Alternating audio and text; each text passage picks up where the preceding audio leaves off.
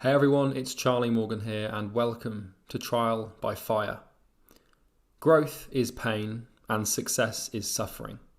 Today I'm going to show you how to face the pain, how to do the work and how to suffer well.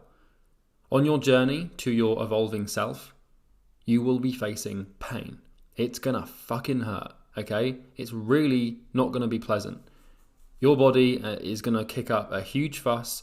Your current sense of self is going to scream at you and you are in for some nasty stuff.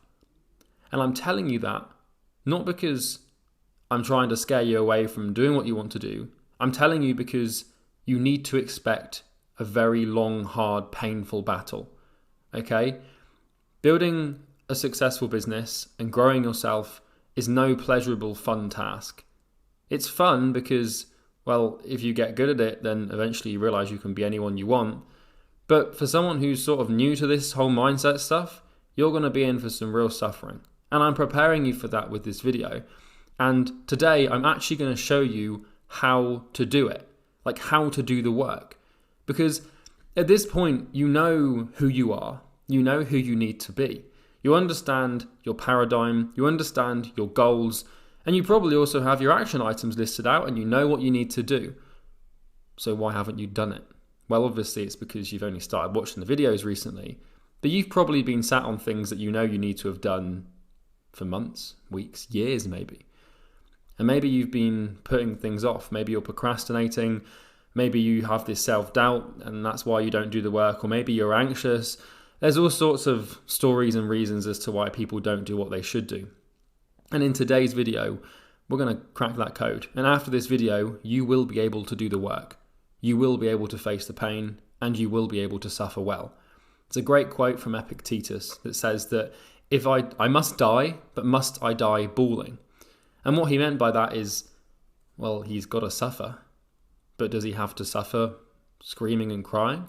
It's the same principle in business. To build a company and to grow yourself, you have to go through pain. And I don't mean pain in terms of physical pain. I'm not going to tell you to break your leg or anything. I mean like real mental pain, like facing real resistance conjured up by your body. And so today, after this video, you shouldn't have a problem facing that pain and doing that work. So I want to prepare you because, well, you're going to be facing some pain. There's no question about it. Like any successful person can tell you that it hurts and that it's painful and it's not a fun, pleasurable journey. The outcome is fun, but the process itself really sucks. And today I'm going to walk you through why that's a good thing. And I'm also going to walk you through how to do it. So here's what we're going to cover. We're going to start with the wall of fire, the nature of resistance, slaying the dragon, eating pain or bathing in pain. Actually, that's what this module, the fourth one will be called bathing in pain, not eating pain. It's the same premise. And then we're going to talk about the general's perspective. And so I'm going to lay out some frameworks. We're going to start by understanding pain and resistance and why you can't do what you want to do and where that comes from. And I'm going to just give you like the full picture here. We're going to really pull back the curtain on this whole pain thing because I can't tell you how important it is to actually understand this stuff. A lot of people just like, they wake up and then like part of them doesn't want to do the work, so they kind of just don't really do it, or they start sitting down and they get distracted, or they've got some doubts about themselves, or they sabotage themselves all the time. And people just think that these are just some weird, like miraculous, like universe out to get them type problems. But it's not. It's something really specific. And if you can understand the nature of these things, you're going to absolutely crush it. So you've decided what you want. You've had some paradigm shifts, you've raised your consciousness, and you've set a trajectory to a better place. This is awesome. You're probably making some progress. You might start to recognize some different behaviors in yourself. Maybe you're starting to read books you never used to read, or you're starting to change some beliefs here and there. You've basically just become way more aware of yourself and your consciousness, and you're probably feeling pretty good. You're like, okay, I'm on the right trajectory. I'm making some progress with this mindset thing. And you probably feel pretty great. I don't want to burst your bubble, but things are about to get really, really ugly. This feeling of elation and this feeling of motivation and confidence is going to wane, because now what's going to happen is the universe is going to test you. So now that we've actually set into motion a future self and an evolving self that we can become, The universe is now going to test your mettle. It's going to see if you have what it takes to actually become this person. And this is what I mean by trial by fire. The universe is now going to put you on a trial. And the caveat to this is there's no jury, there's no judge. It's just the fire. And if you can withstand the fire and withstand the pain, then you will win the trial. But if you can't, you'll lose it. And there's no lawyer by your side to try and argue your way out of anything. You just got to face the fucking work. So the universe is going to see if you've got the mettle to withstand a trial by fire. And Newton's third law states that every action has an opposite and equal reaction. Now I want you to remember this statement because you've taken the action of conjuring up a new future that is positive and good for you. You've created your own version of heaven on earth. But heaven cannot exist without hell. Everything works in a duality. The path to success is paved with fire, and you've got to walk it every day to get what you want. And modern day clinical psychologists prove time and time again that life is suffering. So you've got to understand that the key to heaven is unlocked by visiting hell. So what I'm saying here is, like, for every action there's an opposite and equal reaction. So far you've taken action to basically, like, challenge the universe and challenge society and say, actually, I think I want to become someone else. And when you push the universe, it will push back. It will fight back. And so you cannot try to conjure up a good future without your past trying to pull you back. And if you want heaven on earth, you have to visit hell. You know, if you want pleasure, you kind of have to go through pain, unless you want fake pleasure that's not very healthy. And the universe will always resist your efforts to grow. When you try to bend the fabric of reality, it will try to snap back into shape. And it requires strength to hold it there before it solidifies. When you push, the universe pushes back. So you have to imagine like reality is like, imagine it's like a steel bar, right? And what you're doing is you're grabbing that bar and you want to bend it. You need to mold it because you want this bar to look different. And so you're grabbing it with both your hands and you're sort of like squeezing it at both ends, like bending it, and it's bending and you're starting to mold it. But for the first, for a certain amount of time, the universe is going to resist you trying to bend it. And it will take a while for that metal bar to solidify into the shape you want it to solidify in. So you have to hold it there. And every day it gets harder and more strenuous on your arms and your chest and your back. And you have to just, every day, just hold that metal bar there. And that's basically how this works. But eventually, after holding it for long enough, you can let go and the bar will have solidified. And the universe won't be fighting your efforts to grow because the universe will have basically become what you wanted it to become. But it's only through the strength of holding it there and having that ability. And it really is, like, everyone thinks that the universe is, like, there for them. Everyone, like, this whole law of attraction thing is just total bollocks. Like, everyone's like, oh yeah, I'm just going to believe it and see it and therefore I will achieve it. And that's kind of not really how it works because, well, the universe doesn't like to be bent. It doesn't like to be molded and, shaped and, pushed around. It's pretty strong and it will try and fight back, and reality will do everything it can to maintain its current integrity. But you need to have the strength to resist that, resistance from it. And so don't make the mistake of thinking that things are going to be easy. Don't make the mistake of thinking that things are going to be straightforward and that you're going to be able to hop into this new evolving self nice and easily and it's all going to be a breeze. Don't think you can, I had a question on a coaching call once where someone was like, we were talking about beliefs and they were like, well, why don't you just see like success as not painful? Why don't you just like not see anything as painful and just like try to believe that the suffering doesn't exist and that it's all easy? That's delusion. Pain is like the universal law of human existence in evolution and growth. And so don't make the mistake of thinking that the universe is here for you, right? It's kind of out to get you a little bit. And to be honest, it doesn't really want you to change. So if you want to change, you need to want to change more than the universe doesn't want to, if that makes sense. And this is really the clash of everything. Everyone thinks that the law of attraction is just, they have to just, fucking speak it into existence and then they'll have what they want. But then like they start speaking it and then they don't get what they want. And then they're like, well, why is it painful? It shouldn't be painful. I shouldn't have to do all this work. I should just be able to talk about it and get it. It's just a load of rubbish. And I'm recording this video to tell you that things are going to suck for you for some time. Now, I don't mean this in a negative way because this is actually the best thing that can happen to you. But you're going to go through some pain, mental suffering. You're going to go through lots of pain and suffering. This video is not to discourage you. It's to prepare you, right? If you want the gold, it helps to know there is a dragon in the way before you set off. So the whole story of the knight and the dragon. He goes to slay the dragon. Imagine you're like a knight and you're going to rescue a damsel in distress, or you're going to look for gold, and you pull up to the gold and then you think, oh shit, there's a dragon in the way. I probably should have predicted that. It's kind of like, well, you have to face the dragon, but if you know it's going to be there, then you can prepare for it. And if you're worried, and if this video is making you a bit anxious and a bit nervous, and you're sort of like, well, Charlie, you've changed your tone. Like, now you're telling me it's going to be really hard.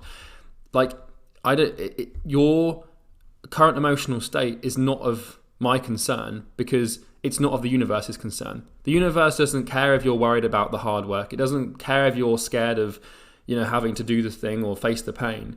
It really is pretty ruthless, and it doesn't give any, it doesn't care about you or your emotional state at all. So if you are worried, then the best thing you can do is just face that pain and crack on with it, because, well, it's really, I can tell you now, this is going to hurt.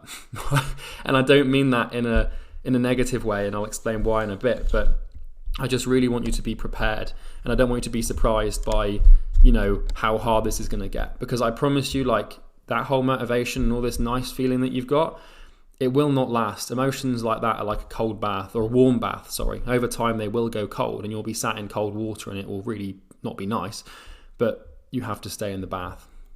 And understand that once you set your eyes on a goal, the only thing standing between the goal and you is a lot of suffering. Suffering and pain, when it comes to growth, personal growth, is inevitable, and there is no other way to get what you want. Everything you want is on the other side of pain and suffering. Everything. And it's the only path. You can't go under it, you can't go over it, you can't fly around it, you can't, fucking swing yourself through it. You have to go directly through it every day. So let's teach you how to suffer well. And let's talk about the wall of fire. So I'm going to start with a metaphor to actually solidify this point. This video is kind of split into two parts. The first part is designed to give you an understanding, and then the second part is designed to give you a solution. So here's me, and, well, here's who I was, right? So right now, as of me recording this, I'm making $200,000 a month, and a bit more with another company. And as you are aware, if you've watched the previous videos, which, by the way, you absolutely should have, I was making nothing, and I was in my sister's art room in a freezing cold shed, basically, making cold calls. And so, as we know, I've taken myself from point A to point B in the last 5 years or so. And I've been able to build myself and evolve myself into the person capable of easily achieving a multi-seven-figure income. And it's easy to whack an arrow between these two and just say, hey, just turn into this new person. It's easy for anyone just to be like, yeah, so here's me and here's who I am now. You kind of just have to become someone else. Let's actually replace the arrow with something that represents what it actually takes. Because this arrow, anyone looks at that and thinks, oh, I can do that. It's just kind of growing yourself, I suppose. But let's replace the arrow with what it actually takes. And it's a big, big old wall of fire. Right, this thing here is basically just pain. To get from the left to the right, I had to walk through the middle. And this wall of fire basically just represents mental suffering and pain. And I know that I'm drilling this point home, and I know I keep repeating myself saying it's going to be hard, but I need you to know that you're going to have to do this. If you want to go from who you are now to who you want to be and who you want to evolve into so you can achieve your dreams, you're going to have to walk through a big wall of fire. And to go from who I was to who I am, I had to wade through pain.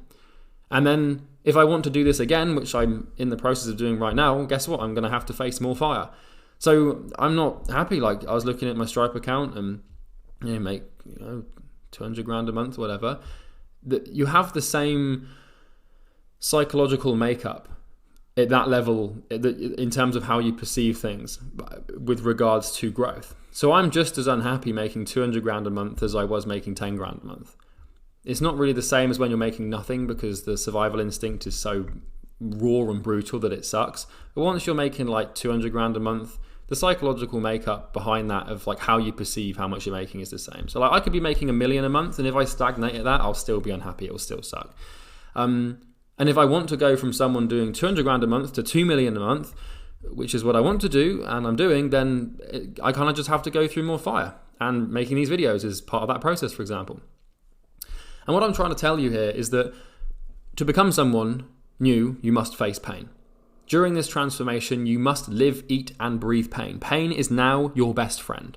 Suffering is now your closest ally. These are the things that are required.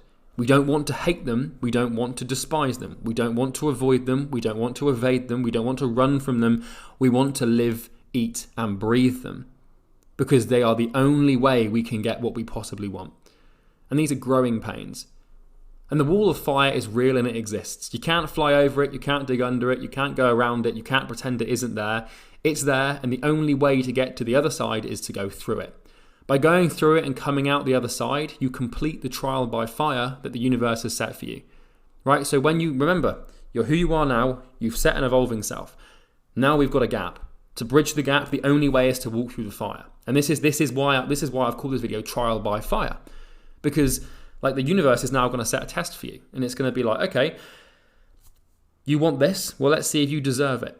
The only way to get what you want is to deserve what you want. And the only way to deserve what you want is to put up with enough pain and suffering. How much you deserve something is really dependent upon really how much pain you've put into it, right? If you look at someone that's where you want to be, if you just strip away what they've actually done to get there, you'll see they're just sat on a mountain of pain, basically. And once you come out the other side, the universe will reward you with what you want, but only if you go through the fire. I want you to come to terms with this right now. I want you to accept the fact that this journey and transformation will be painful, agonizing, and will hurt to complete. But that's the price of growth and freedom, and you better pay it. So take a pen and paper and just write down, I know this is going to hurt, right? Because the worst thing you can possibly do now is have delusion and think that you're going to just breeze through this and it's going to be a nice, easy thing. And I know this might sound negative, but I'm telling you the truth. I'm not making these videos to tell you what you want to hear. I could just say, yeah, it's going to be great and then amazing. I'm telling you because, well, I'd rather share the truth with you and you might not like me for it, but I don't mind. I'm just telling you what you need to hear, not what you want to hear. And the sole and only reason for your failure will be if you're not willing to face the fire and walk through it every day. The only way you can fail is when you try and step out of the fire. You won't know how long you have to sit in the fire for, nor will you have any indication as to when it will be over. You can be a meter away from the end and then decide on the last day that you're not going to face it and then get reset back to the start. So if you're trial by fire, you have to walk like a mile. You could literally get to the last 30 centimeters or a couple of yards and then be like, oh, it's too painful. And then, you hop out of the fire and then you'll reset back to the beginning. The fire represents pain. It represents discomfort, anxiety, fear, doubt, and any other negative or neurotic emotion. Coming to terms with the fact you're going to have to undergo the trial by fire to get what you want is a good place to start. Many people, they start their journey and they find it's painful and they quit, mostly because they didn't expect it. Humans, we have incredible pain tolerances. It is remarkable what you can put a human through before they break. And the worst thing that you can do is that people break easily. I mean break if someone tries to do something that's painful and then they don't do it, it's because they think it's going to be easy. It's because their brain is trying to trick them into this delusion. The brain doesn't want to change, and so it's I'm going to make this person think this is going to be a fucking walk in the park, and then they'll find out it's not, and then they won't want to walk in the park. But in spite of what I've said, it's possible to walk through this and come out the other side. It sucks, but it's possible. And I know because I've done it time and time again, and so has any other successful person you know about.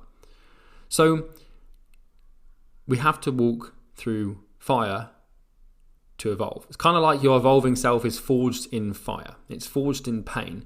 And pain is kind of I don't know, it's going to give you a weird metaphor here, but it's just come to mind. So imagine that your evolving self is like a cake, right? And you're trying to make this cake, and pain and suffering are the two ingredients that actually bake the cake, right? And it's a bit of a weird one, but I'm just going to try and give you as many angles as I can to really drill this point home. You need to expect it. So how do we pluck up the courage to walk through and actually face the fire? I want to tell you something reassuring. You have the human spirit. Human beings are incredibly capable of doing incredible things. You have the ability to face pain. You have the ability to suffer well. You have the ability to walk through the fire. You can actually do it. And I'm not telling you this because I want to be some sort of woo-wah guru yeah, you can do it. I'm actually telling you, if you're a human being, you can walk through the fire. You absolutely can. Human beings have been doing this shit for years, hundreds of thousands of years, if not longer.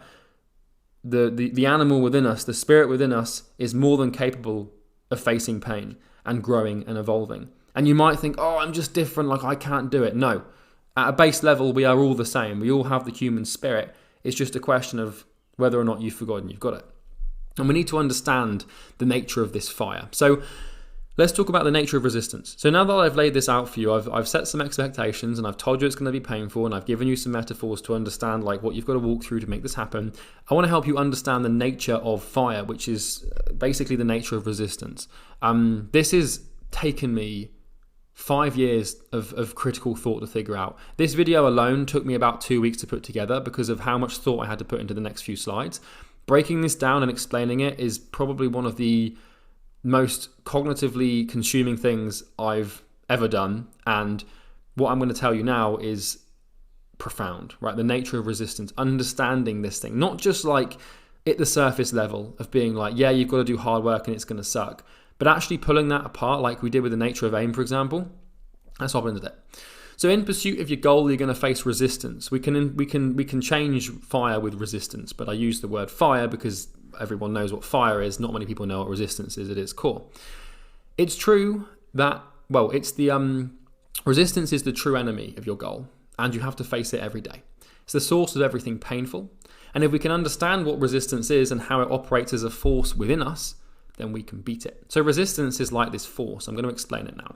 So resistance it's an internal sensation that is more powerful than any external force in stopping you from achieving your goals. Resistance is the thing that stops you from getting what you want.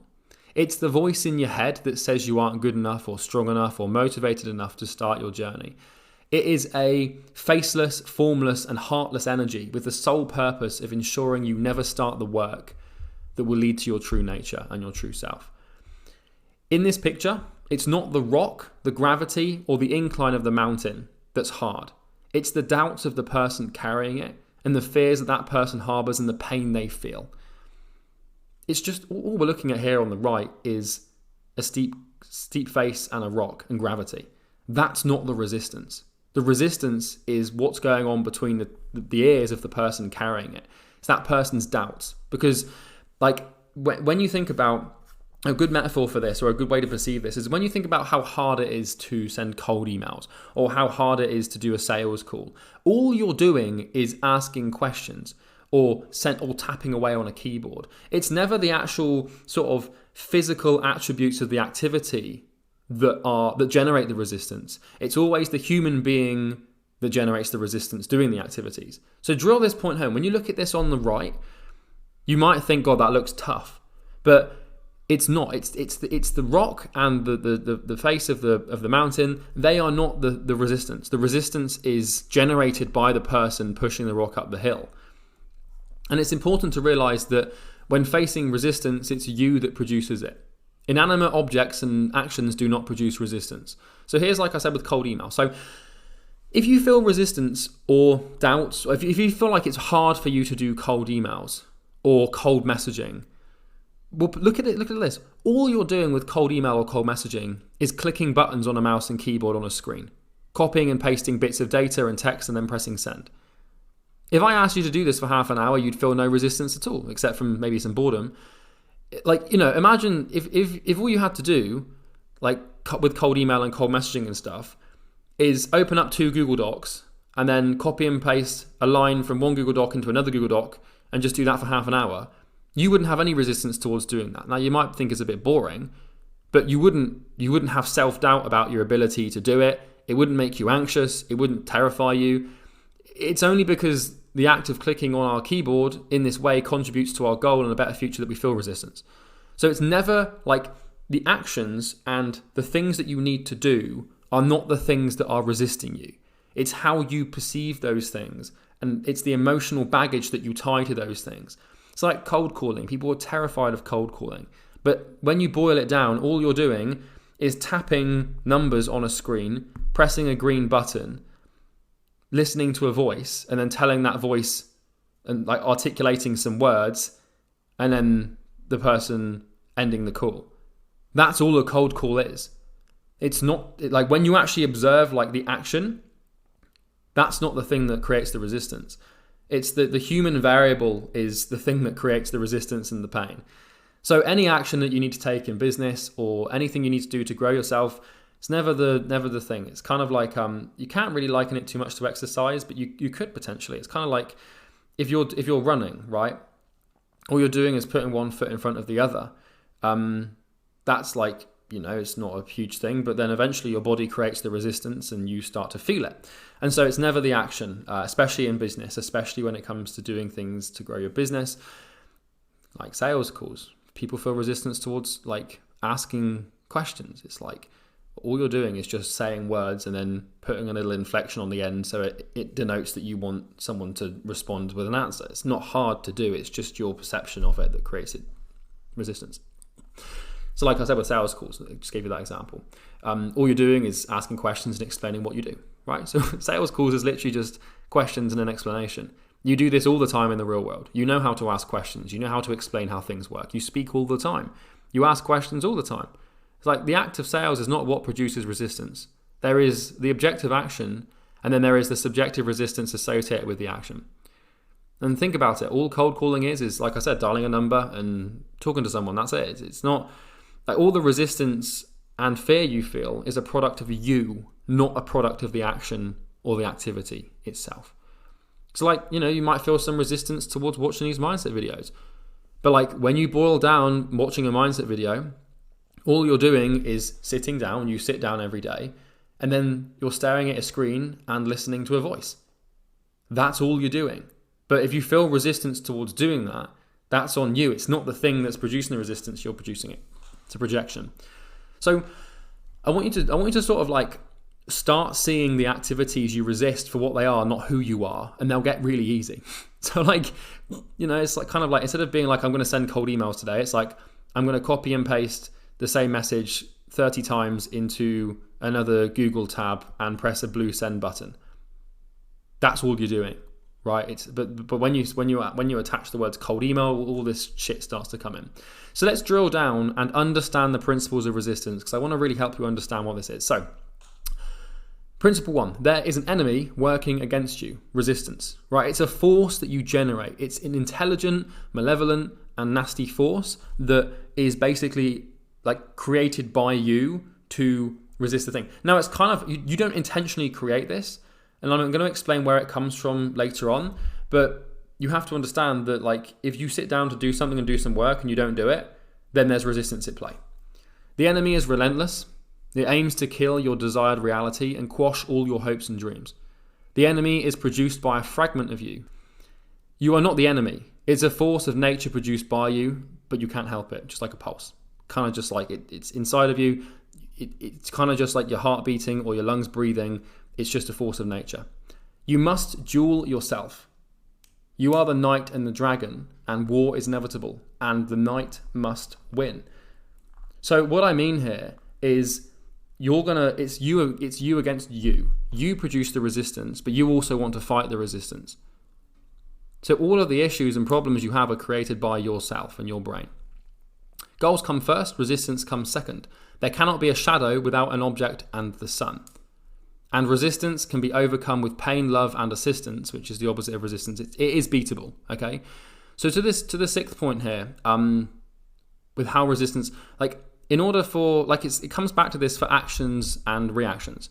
So for every action, there's an opposite and equal reaction. So setting a goal is an action, and feeling resistance towards doing things to achieve that goal is the reaction of you setting the goal. So you can't really have goals without resistance. Resistance cannot exist without a goal, and a goal cannot exist without resistance. So you produce the goal, but then you also produce the resistance towards that goal. It's kind of just how this thing works. It's like a duality. And resistance can be overcome. So how can we see resistance? Is it a force that acts behind the scenes, pulling the strings of reality? We only have to look as far as our emotions, thoughts, fears, and desires. So if this isn't making too much sense and you need something concrete to understand resistance, this will help you. So we can't see resistance. It's an invisible force. But what we can see is how it manifests. So putting your finger on what resistance actually is really hard. But putting a finger on like the symptoms of resistance is really easy. So what forms does resistance take? Well, I've actually listed 30. This is by no means a definitive list, but I believe these to be the most common. And I'm going to explain all 30 forms of resistance, and the ones that resonate with you, or the ones that you resonate with, I want you to make a note because we're going to be revisiting them. So here's you, and you know you need to do the work. You've set a goal, and now you need to start taking actions towards accomplishing that goal. But then what starts to happen is resistance gets in the way. And so what I've done here is I've kind of just listed off as many sort of common resistance forms as I could possibly find. And a lot of these I used to find in myself, and I had to overcome them. So starting from the top and then moving right. I can't do the work because of a routine or entitlement, fear, judging, burnout, opinions, uncertainty, pain avoidance, instant gratification, doubt, anxiety, rationalization, learning, comfort, research, perfection, waiting, justifying, warp priorities, distractions, support, feeling vulnerable, addiction, criticism, denial, drama, procrastination, self-love, self-loathing, and identity, routine, etc., etc. So all of these here are forms of resistance, and they might not make sense to you at the moment, but resistance is like when you produce something that stops you from doing the thing that you need to do to accomplish your goal. And next time you find yourself not doing the work, I guarantee that it's because the resistance is present. And resistance will be manipulating you with one of these things. So it's like this force, and it's kind of like it's quite protean. It will take any form, any of the forms you can see on the screen here, and there might be more inside of yourself. That's how resistance will begin to manifest. It's kind of like it's like this weird sort of like, I don't know, like a force. And how do you explain resistance? This is why it's taken me so long. I can understand like how it works, but like explaining it, it's kind of like it molds itself basically. So it's like a really weird force inside of you that doesn't really exist until it actually comes to fruition through one of these things on the screen as a vehicle. And then you feel it, and then that's how it basically presents itself. And so not doing the work is defined as not doing what you know you should be doing. So this is when resistance is in play. And the first step to crushing resistance is awareness, and the second step is intolerance. So now let's actually become aware of this resistance in you. And this might seem strange. You might be like, Charlie, what the hell are you talking about? But it'll make sense in a second. So what I'm going to do now is list off all the forms of resistance that we have and how this force manifests and controls you to stop you from doing the work. So the first one is fear, and this is most common. This is not working because you're afraid of what happens if you do. Instant gratification, not working because you want or expect instant gratification elsewhere in your life. So if you're someone who is constantly looking for like immediate dopamine hits and instant gratification, and you go to work and then you can't work because you're so used to instant gratification, then resistance has been working on you for years to build neural patterns that prevent you from doing anything that delays gratification. Doubt, not working because you have doubts about yourself, or that doubting that it's even possible. So if you feel like if one day you're falling asleep and then suddenly you start having all these doubts flying about in your mind, thinking, God, is that even possible? Should I even bother? That's resistance, right? That sort of self-talk, or that horrible dread feeling you get of wondering whether or not what you're trying to achieve is actually possible. That's resistance. All of these things that you see on the screen, all of them, they all come under the category of resistance. They're all sort of the same energy and the same force. But people think that like self-doubt is separate from fear, which is separate from like comfort and perfection. But it's all it's like, okay, here's how you phrase it. Resistance is the universe. The universe is a universal currency of prevention for change.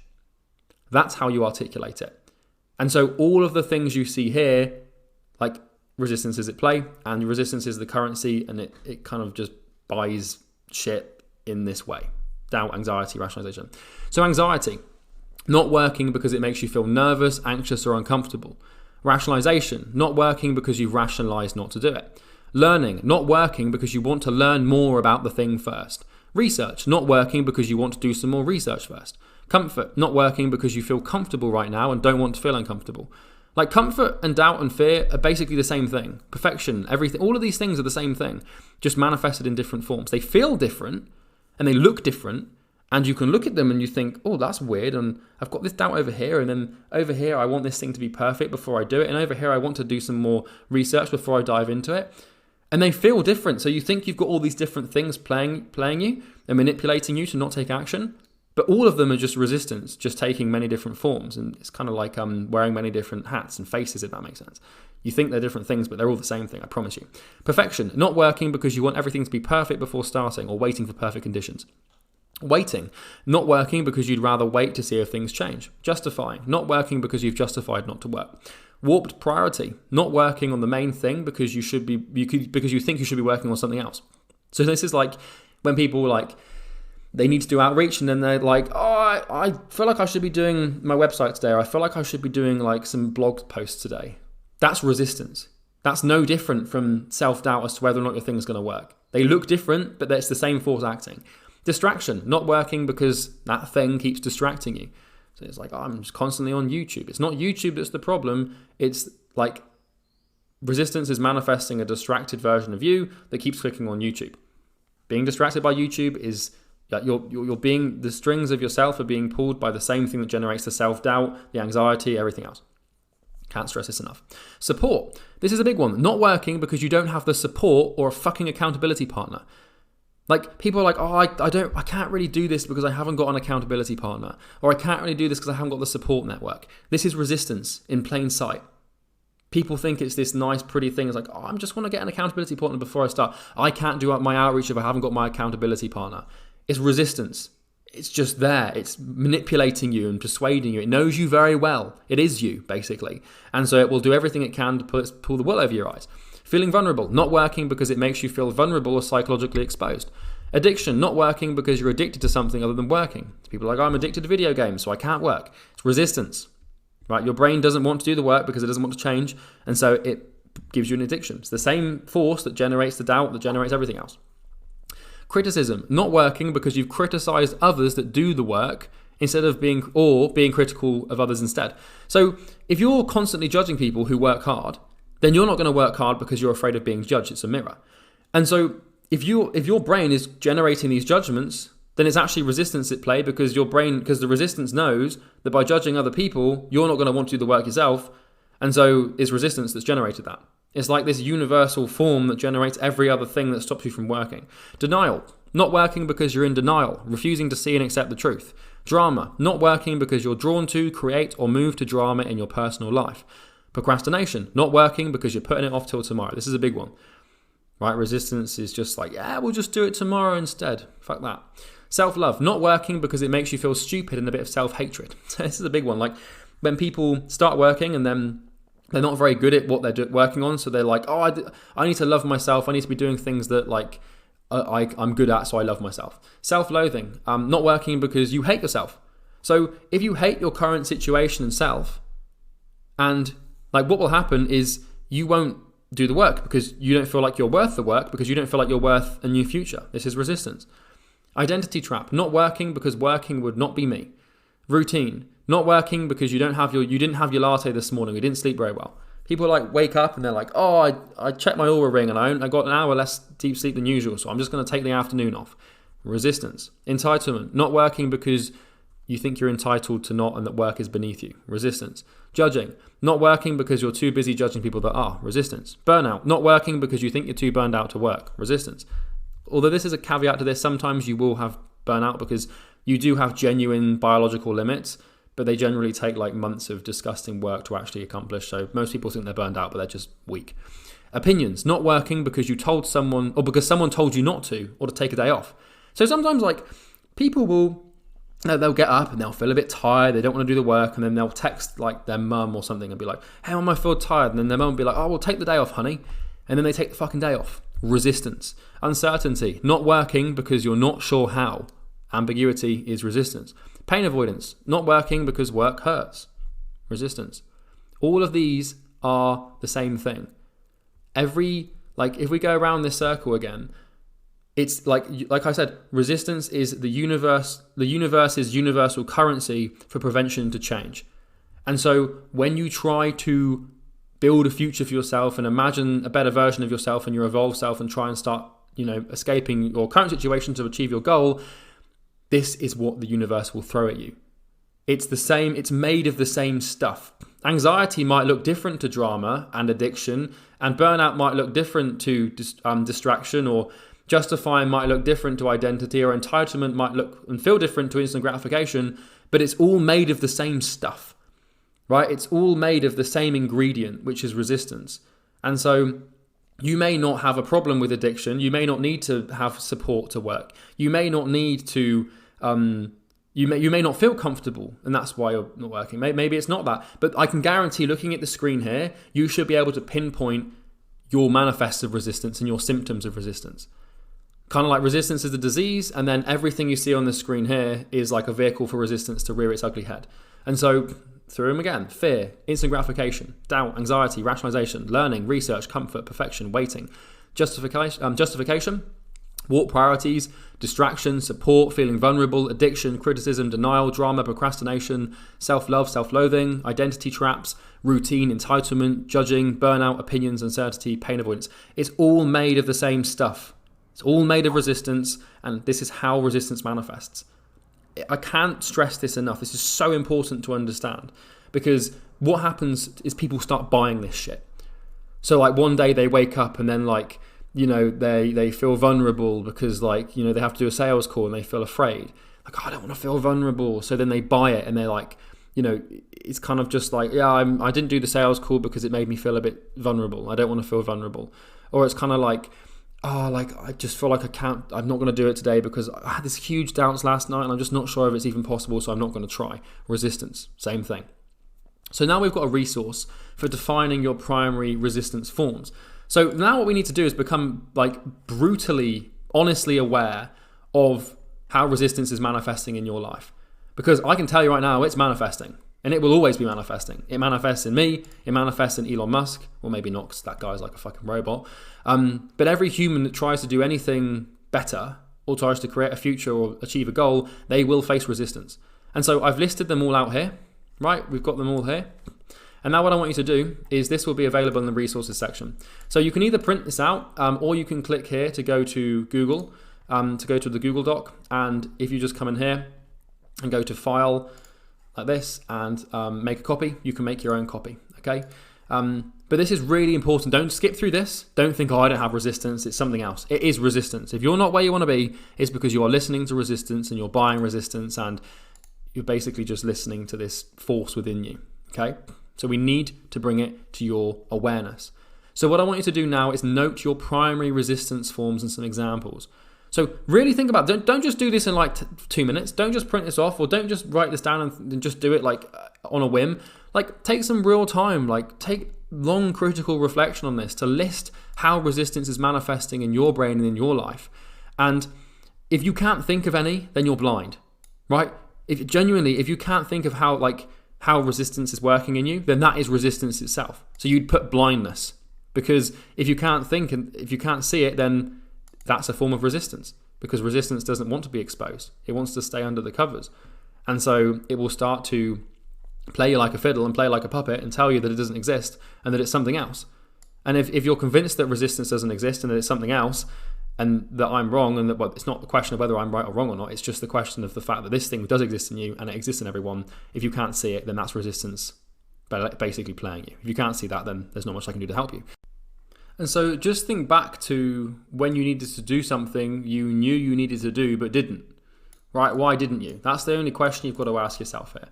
So there must be tens of thousands, if not hundreds of thousands, maybe not hundreds of thousands, that's quite a lot, but there must be thousands and thousands and thousands of examples in your life where you knew you should do something, or you wanted to do something but you didn't or couldn't. And you have to ask yourself, why didn't you? And if you can't think of, what is this, like 1, 2, 3, 4, 5, 6, 7, 8. If you can't think of 9 examples of this, like, God help you. You know, have some real thinking here. I actually gave you some of my own here. So what you want to do now, before you look at mine, is I want you to give some context to the resistance forms.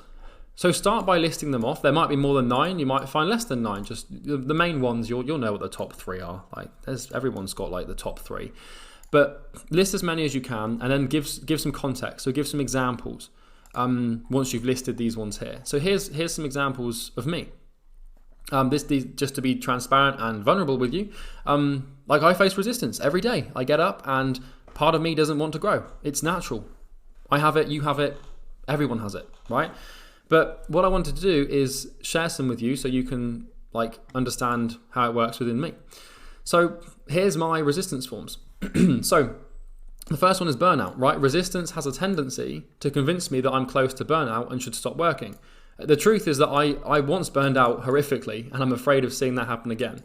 So I burned out before, and it was not pleasant. I was disassociated from like reality. I had brain fog for like 2 months. I had panic attacks all the time. Like I really took myself to the knife's edge of my biological limits, and it did not treat me well. And so now I've got this tendency for resistance to convince me that I'm close to that same thing again, when I'm usually never. Pain avoidance. Sometimes resistance tries to overwhelm me by manipulating me into thinking that I need to work, that the thing I need to work on will be really painful. So for example, like the mindset module, the irony behind this is it's not painful at all. So like I had this with this video specifically, very ironically and paradoxically. I had huge resistance towards making this video, probably because like it's kind of like you're exposing the thing, and that's why. But I was convinced this was going to be the most painful, agonizing, long, disgustingly difficult module to make. And I realized, I was like, well, this is ironic, isn't it? This is just the resistance thing at play, because now you're actually talking about how to overcome the thing, so it's really going to start to kick up a fuss. And the irony is that making the module wasn't painful at all. Like I said, it's literally just sitting down, thinking, and then typing up slides and putting some things together. Like I do that all the time. It was just me that made it feel painful. And routine. Resistance has persuaded me that I need to complete a lengthy morning routine to focus and get work done, convincing me I need to meditate to work well, etc. I don't really struggle with this anymore, but I used to think that like if I hadn't slept perfectly and if I hadn't eaten a certain like type of food, then I wouldn't be able to work. And that's just another form of resistance. Like reliance is resistance. Denial. Resistance often has me in denial, thinking I can act in stupid ways and get away with it. I'll often deny the truth. So like, you know, for example, I might be like on Sunday afternoon, I'll want to sit down and like watch YouTube all day and just spend like a whole 6 hours just binging out and gorging out on dopamine. And sometimes resistance would be like, well, if you do that, like you deserve it, it's fine, it won't really matter, but it always matters. Learning. Resistance makes me think I need to learn a lot about something before I can start taking action on it. Comfort. Resistance takes the form of extreme comfort, telling me I'm doing well, making me feel pride and happy with my situation, negating action. This is the biggest one for me right now, to be transparent with you, is like resistance is manifesting in me by convincing me that I'm doing well and that I should feel proud and that I should be able to start relaxing and kicking back and enjoying the fruits of my labor. That's how this thing is currently manifesting. And it's strong, and I'm working through it. And fortunately enough, I am familiar enough with the resistance and its different forms to know how to overcome stuff like this, because I overcame it when I started making six figures. But, you know, just becoming aware of this is just so powerful. So make a note of your main forms of resistance now, and then also give some context and some examples so you can start to become more aware. Now, this will be hard. It's not easy to do because, like, resistance doesn't want to be exposed because it knows that exposure is the first step to death for itself. And so you need to take some time to really get into the nuts and bolts of this. But I guarantee, man, like, you've probably got the fear, you've probably got the doubt, you probably want to learn but more before you take action. You're probably justifying not doing it. You're probably prioritizing other stuff. You're probably getting distracted. You probably think you need support from people. You're probably in denial about things. You probably look for drama to escape the drama at work. You're probably procrastinating. You probably think you need this routine. You probably have a tendency to judge people who are working really hard sometimes, maybe. Pain avoidance is always going to be there, but everyone just thinks stuff's more painful than it is. So yeah, that's the big one. And you know, have a look at this and drill into it, and it will help you, because now what's going to happen is, like, when you sit down to do the work and when you actually sort of wake up one day and you're like going to go and start taking action, resistance will like march forward and it will present itself, and it will present itself as a thought or an emotion or a feeling. And you'll notice it and be like, oh, hello, resistance, fuck you. And then you'll get to work. And that's what I do every day. That's literally like, you know, sometimes I'll get up and then I'll wake up at 7 and then my alarm will go off. And then like resistance will be like, oh, let's just stay in bed. And I'm like, oh, hi, resistance, fuck off. And then I just get up. And it will tell me all sorts of stuff to try and keep me in bed, but I just don't listen. I don't listen to that force. I am more powerful than it. And you can be too. You just need to practice. It's kind of just like anything. Just resisting resistance and withstanding resistance is kind of just like a muscle. You just need to like work on it over time. And sometimes it'll get you. It'll beat you sometimes. But we need to try and like how quickly you progress and achieve success will depend on how often you beat or lose to resistance. So someone that like is plateaued and stays where they are basically wins 50% of the time and loses 50% of the time. Someone that makes a little bit of progress will win against resistance 60% of the time and will lose 40% of the time. Someone that makes insane fast progress will win 90% of the time and lose 10% of the time. And someone that just completely smashes it out of the park will always beat resistance. But that's kind of hard. And that might just be a belief that I've got. But from my perspective, like sometimes it's going to get you, right? You're never going to be on guard at all points. But you really don't want to be, losing the battle that often. You want to try and like beat the thing like 9 times out of 10 because that's how you make exponential progress. But for people that slip back and start making like regressions in their life, it's because they only beat resistance like 30% of the time and then 70% of the time resistance beats them. So I quoted this out. So resistance is the universe's universal currency, and this currency is used to buy prevention of positive change. And so this currency will cash its chips into your head. And it will manifest doubt. It will manifest fear. It will make you think you need to put things off. It will make you think you need things to be perfect. It will send you towards drama. It will make you judge people who are doing what you want to do. It is always going to be there. And now you're aware of it. And now you know how it works. And I'm hoping that this gives you a sense of clarity on why you're facing what you're facing. So next time you have self-doubt or next time you think something's going to be painful, don't take that at face value. See it for what it truly is. Right? Like you want resistance to be the emperor with no clothes, so to speak. You want to really reveal back what you're looking at for what it truly is and just notice like, oh, it's just that bloody resistance thing. And it will always be that. You just need to have the consciousness and awareness to recognize it. So next time you go to sit down to do some outreach and you start trying to, do something else like YouTube, or you start thinking, I'll just send some later, just be like, oh, hello, resistance. Just recognizing it is enough to overcome it, genuinely. Like just not buying the front that it gives you and looking at the back is the main thing, because that's like, then you'll just be like, oh shit, well, I'm not going to tolerate it. So I said the second step is intolerance, but really like it is just awareness, because once you become aware of it, you're like, okay, well, there's a resistance thing. I'm not going to buy it. And so I want to give you a quick note on responsibility and why it's still your fault, because now what can happen is like, you might start to blame resistance. So you might like, I don't want you to do this, because the mistake you could make is now that you know that resistance is this sort of force within you that you can't really get rid of and you just have to fight, it's very easy to fall into the trap of blaming resistance. And if you remember earlier in the modules, we talked about how everything's your fault. So I don't want you to make the mistake of thinking you're not where you want to be because of resistance. As per the previous modules, it is still your fault for where you are. If you like, whether or not you beat resistance is up to you. It's your fault if you lose. It's your fault if you win. It's not your fault resistance exists. It's your fault if you give into it, right? Resistance is a force of nature. It will always be present, but we must never blame resistance as the reason why we aren't where we want to be. Resistance can always be overcome, and you are still always to blame. It's easy to turn and point the finger to resistance and say, oh, okay, so now that I know this resistance thing's here, that's why I'm not where I want to be. Or it's procrastination, this resistance is just so strong, or my self-doubt is the reason. You must remember that these aren't the things to blame. It's the fact you didn't fight back that is the reason. So don't go pointing the finger at this force, because, well, it's there and it can dictate your life if you let it, but only if you let it. So now we know what resistance is and what form it takes, let's understand why it exists. Right? This is where things get really fucking fun, because a lot of people now think like, it's just this force and it's just there. And yeah, okay, Charlie, you've explained that you can't really have a goal without having resistance towards the goal. Seems counterintuitive. Why can't I just have a goal and just go and get it? Well, this is where things get fun, because understanding the genesis and the conception of the resistance itself will make you even more, what would you say, determined in your approaches to overcoming it. So where does resistance come from? Well, pain is where resistance meets effort. So when you feel pain, and when you're in a painful, suffering situation, when you're working, when you're making cold calls and it really hurts, or when you're sending cold emails and you feel like just even clicking the button like hurts your hand. I've had that before, right? Where I'm sending cold emails and I feel like my muscles hurt, but it's just resistance. Just trust me. Pain is where resistance meets effort, and pain is where compliance meets resistance with time.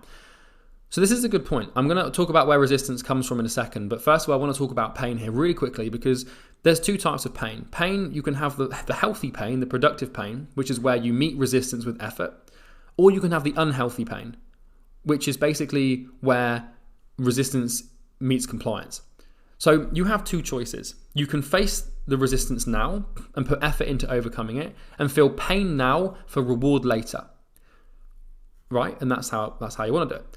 Alternatively, you can face resistance now, but not face it at all and just have compliance with it and feel pleasure now, but pain later.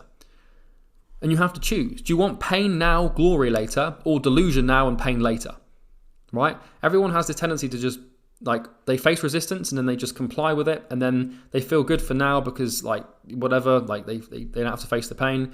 The absence of pain is pleasure quite often. And so you have to decide. So let's talk about this. Why does this wall of fire exist? Why does this pain exist? Why do we have to face it? Well, obviously it's because of resistance. We know that we now know enough about this wall of fire to know that it's not like physical flames or petrol burning or anything. It's actually resistance itself. And the fire represents the pain you feel when you lock your horns with resistance and start fighting it. So the fire is pain. Pain is where resistance meets effort. And when you have resistance and effort, pain is created, and that's basically defined as a uncomfortable mental sensation as a result of these two things being alloyed together. But why is there resistance in the first place? Why can't we just walk through like a nice little field, or just swim through a nice little open lake to get to where we want? Why do we have to walk through metaphorical fire? And why do we have to put ourselves through so much pain and agony? Why is there resistance? Why can't we just do a quick light jog through a meadow with, flowers and shit? Why do we have to go through the pain? Well, resistance comes from your current self and what I call its survival bias. This is what is to blame for the resistance. It's not what is to blame for your lack of success. Well, actually it is your current self, right? We know that's true. But resistance is a manifest of your current self. Let me explain. So the self's psychological survival bias. Your current sense of identity and self, your ego, is just like any living organism. It has a survival bias. It has a bias towards survival. It wants to survive. It wants to live, not die. So all successful species and all successful organisms have a survival bias, which means all their behavior and all of their sort of physical manifests of activity are geared towards helping them survive. That's really why, if you look at how any animal does anything, really, or any organism does anything, it's all based on survival and reproduction. That's it, really. It's every action it takes is geared towards those two things. And understand that your goal threatens the survival of your current self. Setting a goal that requires you to become someone new and building your evolved self on paper is like putting your new self into a kickboxing to the death match with your current self. So you have who you are right now, your current self, whether you like it or not. You probably don't like it. That's why you want to change. When you set a goal, we now know that to accomplish and achieve a goal, we have to become he or she who can. What that means is we have to kill off our current self to step into the shoes of the new person. And so you cannot have your current self and your new self, right? At the end of the day, one of them has to win, one of them has to die. It's sort of like it's a zero-sum game. They can't both survive. And so when you create a goal and when you start to try to become someone else, you've just thrown your new self into a boxing ring with your current self. But this boxing match is not fought with gloves. Your current self fights with resistance. It's psychological warfare. It will throw kicks of self-doubt, hooks of anxiety, roundhouses of fear, and jabs of comfort, alongside a whole different arsenal of psychologically manipulative moves. So you have to imagine that when you create a goal and try to become someone else, you're stepping into a boxing ring with who you currently are, and the main weaponry that that person has in their arsenal as an opponent with their fists up and, they're going to start beating you up, it's resistance. Resistance is what they use to fight. Your new self has one weapon, and that is the work. And this is the best way. Realizing this and coming to this conclusion after a while, I was like, holy shit, that makes sense. Your new self fights with the work, and your current self fights with resistance. So all this comes down to this whole thing, this whole module, self-transcendence, is what is stronger? Your ability to work or your current self's ability to resist? That's it. We boil it down to those two things. And now that you've heightened your consciousness, set a goal and started taking action towards growing into a new version of yourself, your current self is going to kick at, spit, scream at, shout at, abuse, and seduce you. Your current self, your current identity as this living, breathing, psychologically tangible thing is going to do everything in its power to survive. And the only thing it can do in its power is resistance, right? It doesn't really have any other tools or things to use. And so it takes one of these 30 things or multiple of these 30 things and starts throwing them at you to try and survive. It will do everything in its power to survive. It has no moral code, and it will go to any length necessary to maintain its life. It will lie to you, manipulate you, make you doubt yourself, panic you, scare you, seduce you, make you comfortable, everything. You name it, it will do it. The thing about the current self is it knows you. It knows like your mind and your brain and what that wants because it's basically built it. And so it will give you like hell, and it will really throw things at you because it knows you so well that it knows that if it puts YouTube in front of you, then you're going to click on it because that's what it's built your dopamine pathways to want. And so it's hard to beat. It's possible to beat, but it's your only opponent in life. And fortunately enough, we've taken lengths to understand it. We understand its traits, we understand its habits, we understand its beliefs, we understand its patterns and its troughs and its peaks. We now also understand its main forms of resistance. So we're starting to build it. This is why everything has been leading up to this, right? Everything that I've done so far has been leading up to this slide, right? And understanding it.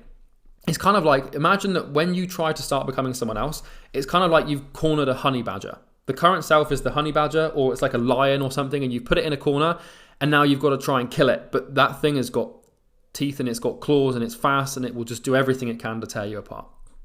And you may have already noticed it to kick in, right? You've probably already noticed, and if you haven't yet, you will, I promise. The late night thoughts, the wondering if it's worth it, the questions, the doubts, the fears, the negative emotions. Do not listen. You probably already started to experience the resistance, right? You, at this point of this training, through this module, you have stepped into the ring with your current self, and it's now going to start to fight. It is going to start to throw stuff at you. It's going to start to manifest resistance, and that force of resistance will begin to generate pain because now you have to meet it with effort. You have to work in spite of the doubt. You have to face the work in spite of the procrastination. You have to do the work in spite of wanting the support. You have to do the work even when it makes you feel vulnerable or even when it makes you feel scared. You have to do these things, and it's where work meets resistance is pain. And sitting in that pain is what you have to do. That's the trial by fire. If you can withstand the fire and withstand the pain of work plus resistance, you will get what you want. And all you have to do is face that pain and put up with it for long enough for your current self to die and your new way to manifest. Pain is like, the more pain you put yourself in, and by pain I don't mean like mashing up your ankles with a mallet, the more like productive, evolving pain you put yourself in, it's kind of like you suffocate the current self with pain.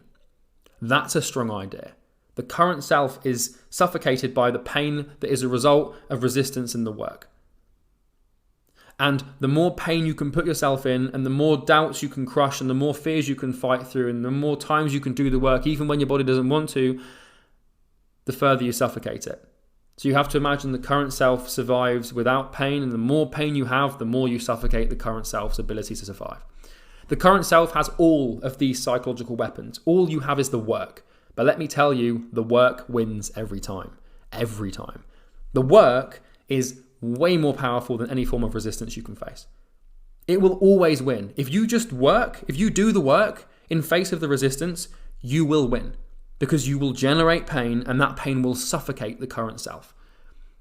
And by the way, I know I get a bit passionate about I know I kind of get into these videos a little bit and I can get a bit carried away with my tone, but I'm just talking from the heart. I want to keep this as sort of natural as possible, because realizing this stuff has made me millions, and it will make me hundreds of millions, if not billions, in the line. In fact, I've got no doubt that will happen. It's just going to take time.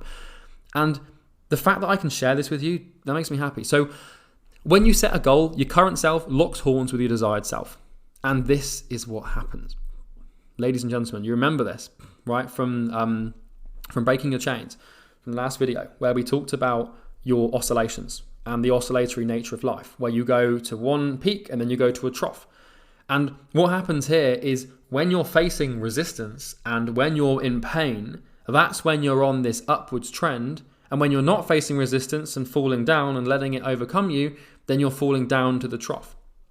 And so, like, when your current self and evolving self start having a bit of a battle or a war, because it's really the only form of intercourse possible between them, then this graph starts to manifest. And we talked about flipping the floor and the standards and stuff. And we talked about how to break through this thing. And the real key ingredient is just basically the resistance thing. Because what will happen is, like, you'll get to this point here and you'll start to feel comfortable and proud and happy. And that's just resistance once again. It's not just negative. Like, resistance doesn't just manifest in negative form with doubts and fears and pain and stuff. It manifests with other forms of positive emotion, like pride and comfort. And so it will do everything it can to keep you in your current place. And the current self wins when you give in to its resistance. The work is the key. For as long as you're working on the thing, you are beating resistance. So I don't mean work as in like, I'm going to go and build a website, or yeah, I'm going to go and create some business cards. I mean the work is like, it's the thing that you know you need to do. It's the thing that you're really resisting. Because like, you can go and build a website, or you can go and like, I don't know, you can go and sort of like try and like create some like slides or something, or you can try and start doing, you know what I'm talking about. There are actions that you don't need to do that have no impact on your goal whatsoever. Basically, the key to this is that if the action doesn't create pain, then you shouldn't even bother. Genuinely. Like, if you're doing things that don't create like resistance or pain, then you're probably working on the wrong thing. Now, there are exceptions to this because, you know, like for example, right now I am loving this. I love these videos. I like recording them. I feel no resistance towards recording them at all. But I should still do them. So there are caveats to this, but for the most part, like, you need to be doing the thing that you need to be doing. And so here's a great little image for this. So we've all heard of the story of the knight and the dragon and the damsel in distress in the cave. And, you know, basically what happens here, this is a very strong archetype for a very good reason. On the left, we have your goal, which is to rescue the woman. Or, you know, that's a, you know, what would you call it? That's a generalization, right? You're probably not doing this to rescue a woman, unless you've got a dry vacuum that supports that, of course. But you've got your goal, which is to rescue the damsel in distress in this case. You've got your current self and its resistance, which is the dragon. Then you've got your desired self, which is the knight, and then you've got the lance or the sword, which is killing the dragon, which is the work. So your desired self slays the dragon of resistance through the work. And by slaying the dragon and by doing the work, you accomplish your goal. So let's talk about slaying the dragon, because now that you understand what resistance is, how it manifests, and where it comes from, which is obviously your current self and why it's there. Now let's actually talk about how to slay this dragon, because this picture here is pretty much a summary of all of my points put together, and it's why like the George and the Dragon story is so popular, even though it's so old. It's very archetypal. So let's slay the dragon. So what is the work, and why is it our best weapon against resistance? So the work is your only weapon against resistance. When you step into that boxing ring with your current self, the only thing you can use to fight is the work. Right? The work is the only way to keep the resistance at bay and not fall prey to its charming, deceptive nature. I define the work as action. It's having the intelligence to figure out what you need to do and then doing it.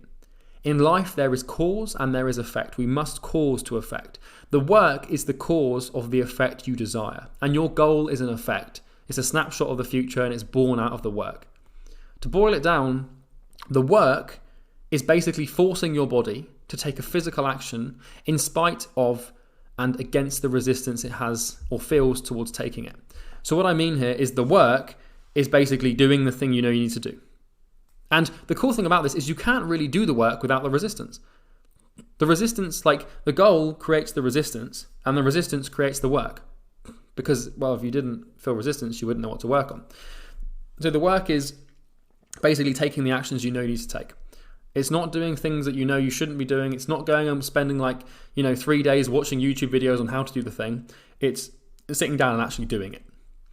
And to clarify, I don't mean any old work like, inviting people to like your Facebook page or, making some business cards or, these are resistance actions. So when you start doing stupid stuff like going to get people to like your Facebook page or spending your days figuring out what color you want your logo to be, that is actually resistance. That's warped priorities, if you remember. And you know what I'm talking about. You've probably done stuff that you shouldn't really be doing. If it's not signing clients or doing sales calls or delivering results, or hiring people, it's probably not really anything that you need to be doing. It's kind of like with the gym or with working out. It's like if let's say your goal is to run a marathon and you're not fit at the moment, then running a marathon means you have to become someone that can, right? And so your current self who can't run a marathon doesn't want to do that because it wants to survive. So it starts giving you resistance. And all you really have to do is just go and run. Right? So it's like, if you're like, okay, first day of marathon training, what I'm going to do today is spend the whole day researching what shoes I could buy. When in reality, you should just basically get out there in bloody bare feet if you need to and just start running. Do the research in the evening if you want to. So yeah.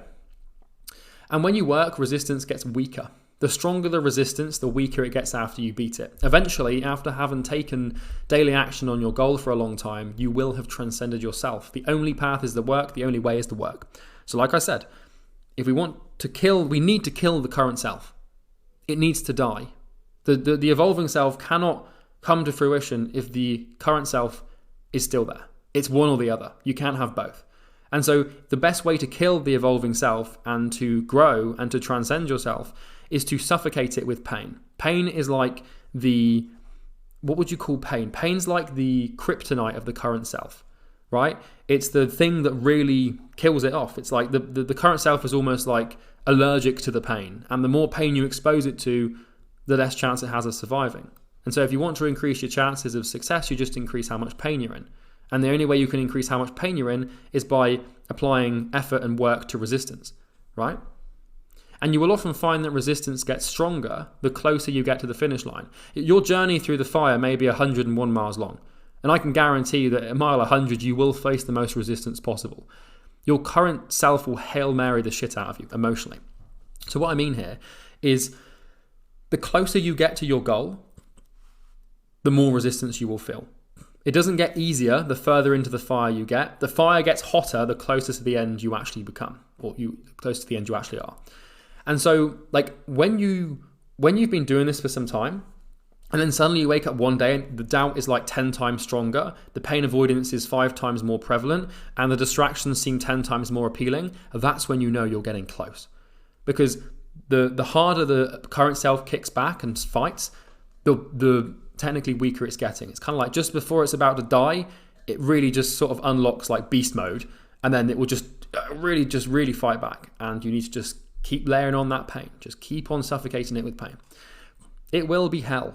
Your current self will do everything it can to stay alive. It knows you. It is you.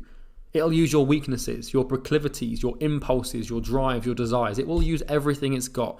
It will be hell on earth to fight. So remember, when you're going through hell, keep going, right? This is why I'm telling you this. I'm telling you that you need to expect the pain, because the pain is going to happen. The agony, the suffering, the difficulty, the stress, all of that stuff is going to be prevalent, because when you lock horns with your current self, you have to do it. And I can tell you what is more painful: not winning. It fucking hurts. It's horrible. But that's why we must win, and that's why we must be strong, and that's why we must do the work. So when you're going through hell, keep going. So what is the work, and how do we do it? Well, the work is getting your body to take an action it does not want to take. And the work is doing the thing that you need to do but feel resistance towards doing. So you can't do the work if there's no resistance. This is why we kind of want the current self to exist, and we want resistance to be prevalent. Because without resistance, well, what would we work on? We wouldn't. There would be nothing to do. There would be no cause to create an effect. And so the cause you need to, the work is the cause you need to create the effect you want. It's the action that creates the reaction you desire. It's your best weapon, the work. So how do we do the work? Well, let's start with a question. So what I'm going to do now is continue framing this, because the strategies that I'm going to give you here there's no sort of like tangible like strategy. I'm going to give you some towards the end, some like good ways to see, but everything about this depends on your perception. Because if you can alter your paradigm, and we talked about paradigm shifts at the start. You wonder why I put paradigm shifts at the start. This is why. If you can alter your perception of pain and the work and the suffering and the current self and resistance, just by altering how you see it will determine how you act on it, and that will basically, create all this stuff. Because most people see pain as the worst thing possible. I see pain as the best thing possible. I want as much pain as I can possibly get. I want as much resistance as humanly possible, because the more resistance there is, the more work I can do, the more pain I can create, the faster I can suffocate my current self to evolve.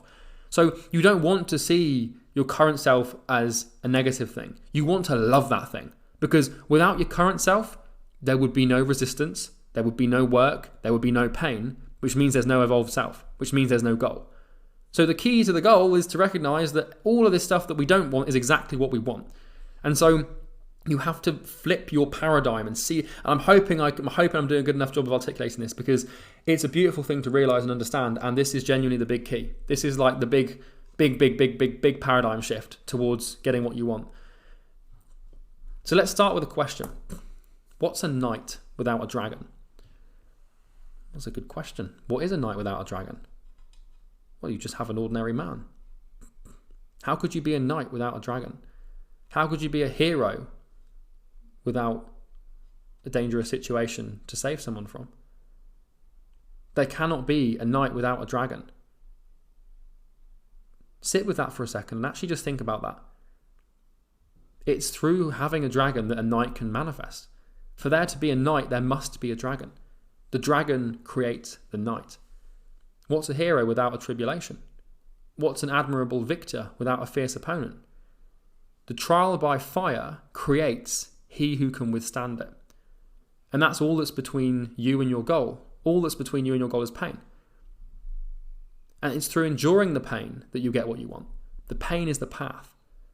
So, I want to ask you this. What would your evolving self be without your current self? It wouldn't be anything. It wouldn't exist. What would the work be without resistance? It couldn't exist. There'd be nothing. There'd be nothing to work on, because resistance tells us what to do, right? Everything like this works in a duality. There'd be no knight if there was no dragon. The knight wouldn't be a knight if all he did was just ride a horse down to the cave and pick up the woman.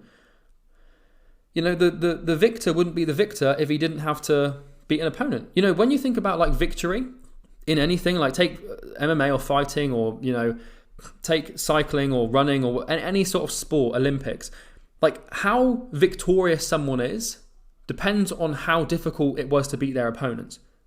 Because if you put Vladimir Klitschko, one of the best heavyweight boxers in the world, if you put him in a ring with a 10-year-old boy and he beat the shit out of him, then nobody would think Vladimir Klitschko would technically be a victor, but he probably wouldn't feel like much of a victor.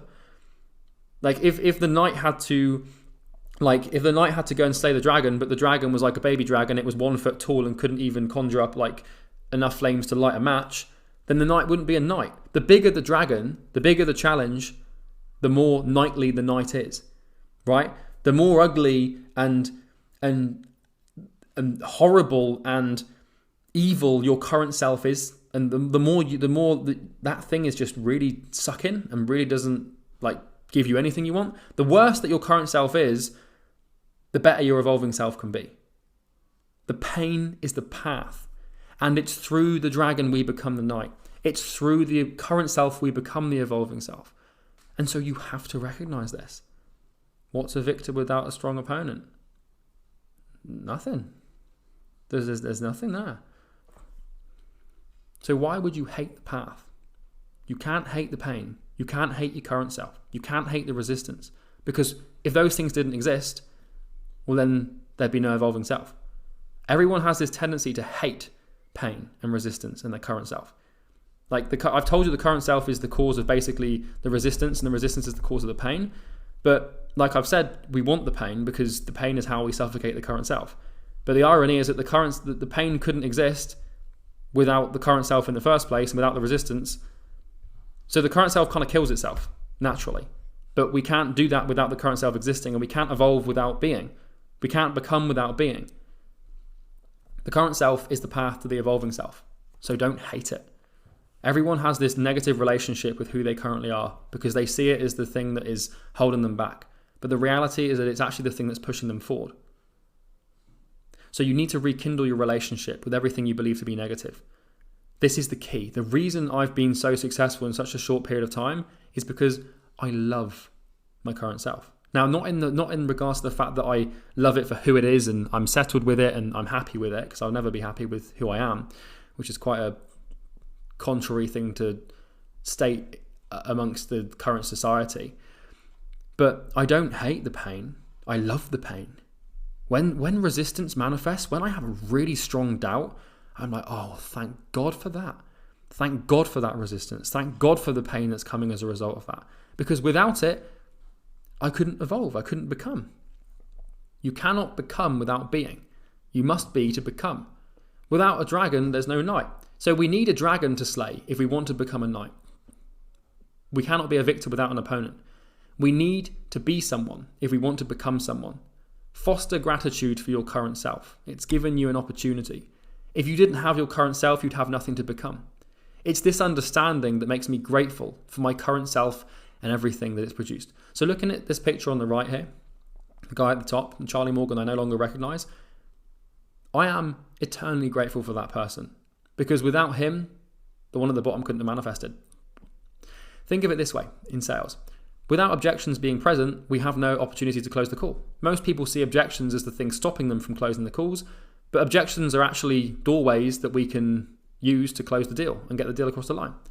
And likewise, you cannot endure pain without resistance being present. Without the fire, we couldn't even have a trial to put ourselves through. Without our current self, we wouldn't have a desired self to become. So be grateful for the fire. Learn to love the pain and the resistance in its source, because without it, you could not become. Everyone hates pain, but I love pain. Pain hurts.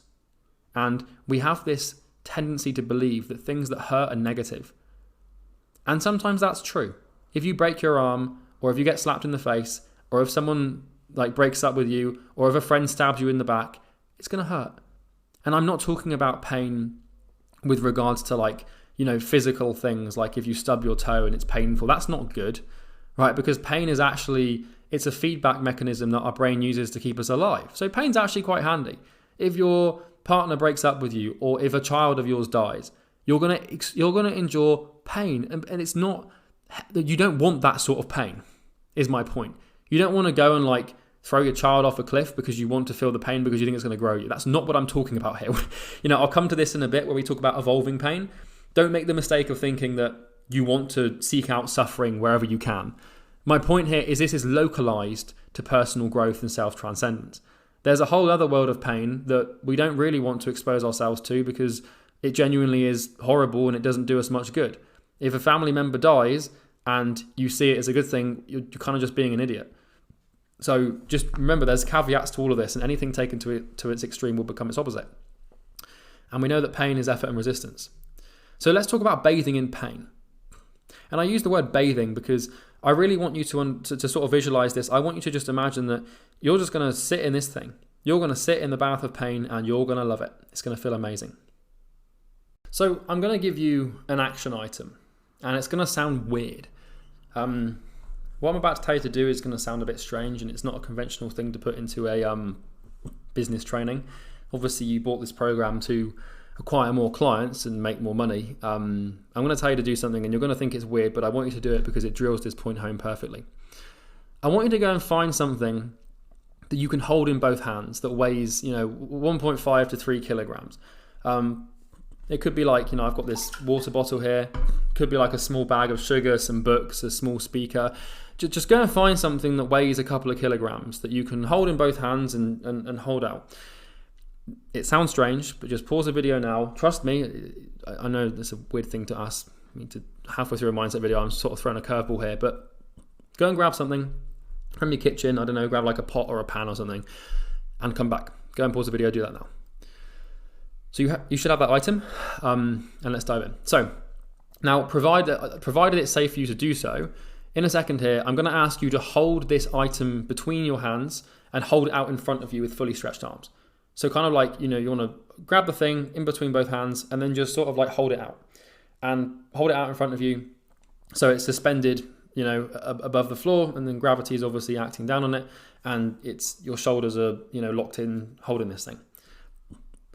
Don't do this yet, right? So if you're there, you probably look a bit strange right now, just stood there in the middle of your office, just holding, but don't do it yet. But the point of this is I want you to watch your brain in a second. So you'll notice that the first minute or two, you'll be fine. But as soon as the burn sets in, I want you to notice how your shoulders start to hurt. And then I want you to notice how your brain responds. This sounds weird, I know, but what I want to do with this exercise is bring your conscious awareness to pain and the whole point of resistance and effort. And the easiest way to do this is through this body thing, so trust me. And we want to bathe in the pain, and I want you to watch your brain dredge up resistance to escape it. This might sound weird, right? It kind of is, but we must become aware of our pain avoidance and resistance compliance before we can proceed. So this is going to sound weird, but what I want you to do is grab this item, right? I'll do it now with my bottle of water, and hold it out between both of your arms, and just stretch your arms all the way out, and so that you're putting muscular stress on your shoulders. And as you're holding it there, I want you to pause this video in a second here. Well, you can maybe just pause it when you start holding it. Watch your brain, right? Because what we're now going to do is we're going to expose our body to pain, and you're going to start to notice resistance. So thoughts like, this is stupid, or that's enough, or I don't really want to do that. You might not even have gone to find something, right? I want you just to sit there with your arms stretched out as you start to feel the burn in your shoulders and watch what your brain does. Just observe, and you'll notice that it's going to start to resist the action of holding the thing out. It will start telling you everything it can to put that damn item down. It will tell you that you've had enough, or carry on with the video. Now, eventually you want to put it down. I don't want you to actually strain yourself or really hurt yourself here. And if you've got issues with your shoulders, you can try a different exercise. But my point here is I just want you to become aware of your pain avoidance loops, and I want you to become aware of how resistance is currently operating when it comes to something like physical exercise. Because the work is quite intangible. You can't really localize that. You can with examples, but you can't really feel it instantly right now. So ignore every time your brain wishes you to sort of stop. I want you to just conquer the resistance. So every time you ignore the brain's wishes, you conquer resistance. Now, don't injure yourself. You don't need to hold it for long, just long enough to experience discomfort and notice how your brain reacts. So pause the video. I know it's weird, but hold the item out in your arms and just watch as your brain goes crazy. So just pause the video now. And you can do this. It doesn't have to be this. You could do a plank. You could just hold the squat position for a while. You could just hold a press up position for a while. Maybe you want to hold a sit up position. Just find something that you can hold that puts your muscles under stress, and then just watch your brain. And it sounds weird, but trust me, do it. So pause the video now and just go and watch your brain. And now that you should be back, and you should have done that, and you might be cursing me for having bad shoulders, but I want you to just sort of start to reckon, maybe even write down what thoughts you had there. What did your brain tell you? What sort of excuses did it use? Did it come up with did you start to feel some doubts towards whether or not it was a good idea? Or what happened basically? I just wanted to bring your awareness to this thing, because the body is quite clever, and the reason it's creating that pain is so that you're not at risk of dying, right? That's usually why pain in the body exists. But that little exercise was just geared towards you becoming more aware of your resistance patterns. And what I want you to do is take that awareness into your work. So when it comes to finishing this video or waking up tomorrow and doing what you need to do, then notice the resistance. So another example of this is pause the video now and go and send a cold email, or go and make a cold call. It's a great one, right? Go and find a number of someone in your niche and call them. Do it right now. And I'm saying that to you, and you're going to start, I'm guaranteeing you're feeling resistance right now. Doubt that the person, there's no point because the person's, it's too late for them. Procrastination, I'll do it after the video. Anxiety, I'm afraid of what they're going to say. Distraction, I'm going to do something else. Pause the video now and make a cold call. It doesn't matter what you say. It doesn't even matter whether it goes well or not. But I just want you to get into the habit of facing resistance and putting yourself through this thing, because I've explained it and you probably feel pretty enlightened by understanding it. But now we need to put it into practice, like immediately, like this. I don't want you to sit on this information and I want you to digest it. I don't want you to continue with the video and then just sort of, rest on it and be like, okay, we want to be taking action right now. So go and find a phone number of someone in your niche, call them and say, hey, I want to sell you something. If you've got 30 seconds. And that's all you have to say. And if they say, yeah, sure, then just try and sell them. Just say, well, I can do this for you. And if they hang up, we're not trying to even book a meeting here. We're just trying to overcome the resistance. And the cold calling is a great example because it's so instant and you've probably got so much negative emotion towards it. So go and do it. We just did it with the shoulder thing. You managed to face the resistance and the pain there. It's no different to doing a cold call. Might sound weird. If you're still watching this and you haven't done it yet, please, for the love of God, go and do it. Because I'm not telling you this because I'm taking pleasure out of your misery. I'm telling you because this is the first step. Noticing the resistance, noticing the panic. You probably feel your stomach sinking, you're feeling sick, you're feeling nervous, your heart's starting to beat. Face it. Pause the video and go and make a cold call. Please. If not for you, do it for the person that you're becoming. But just trust me, go and do it. So pain manifests instantly when effort meets resistance. So when you've made that cold call, or when you've held out that item in front of you for a little longer than your body wanted you to, you're going to start to feel resistance. Pain. And knowing how to navigate pain is the secret to this whole thing. So let's talk about pain. So by now, you should have made that cold call. You should have held that item out. If you haven't done those things, then just do them, because the only way to get results is to take action. And if you can't even take an action like that, then after what I've just told you, just trust me, go and do it.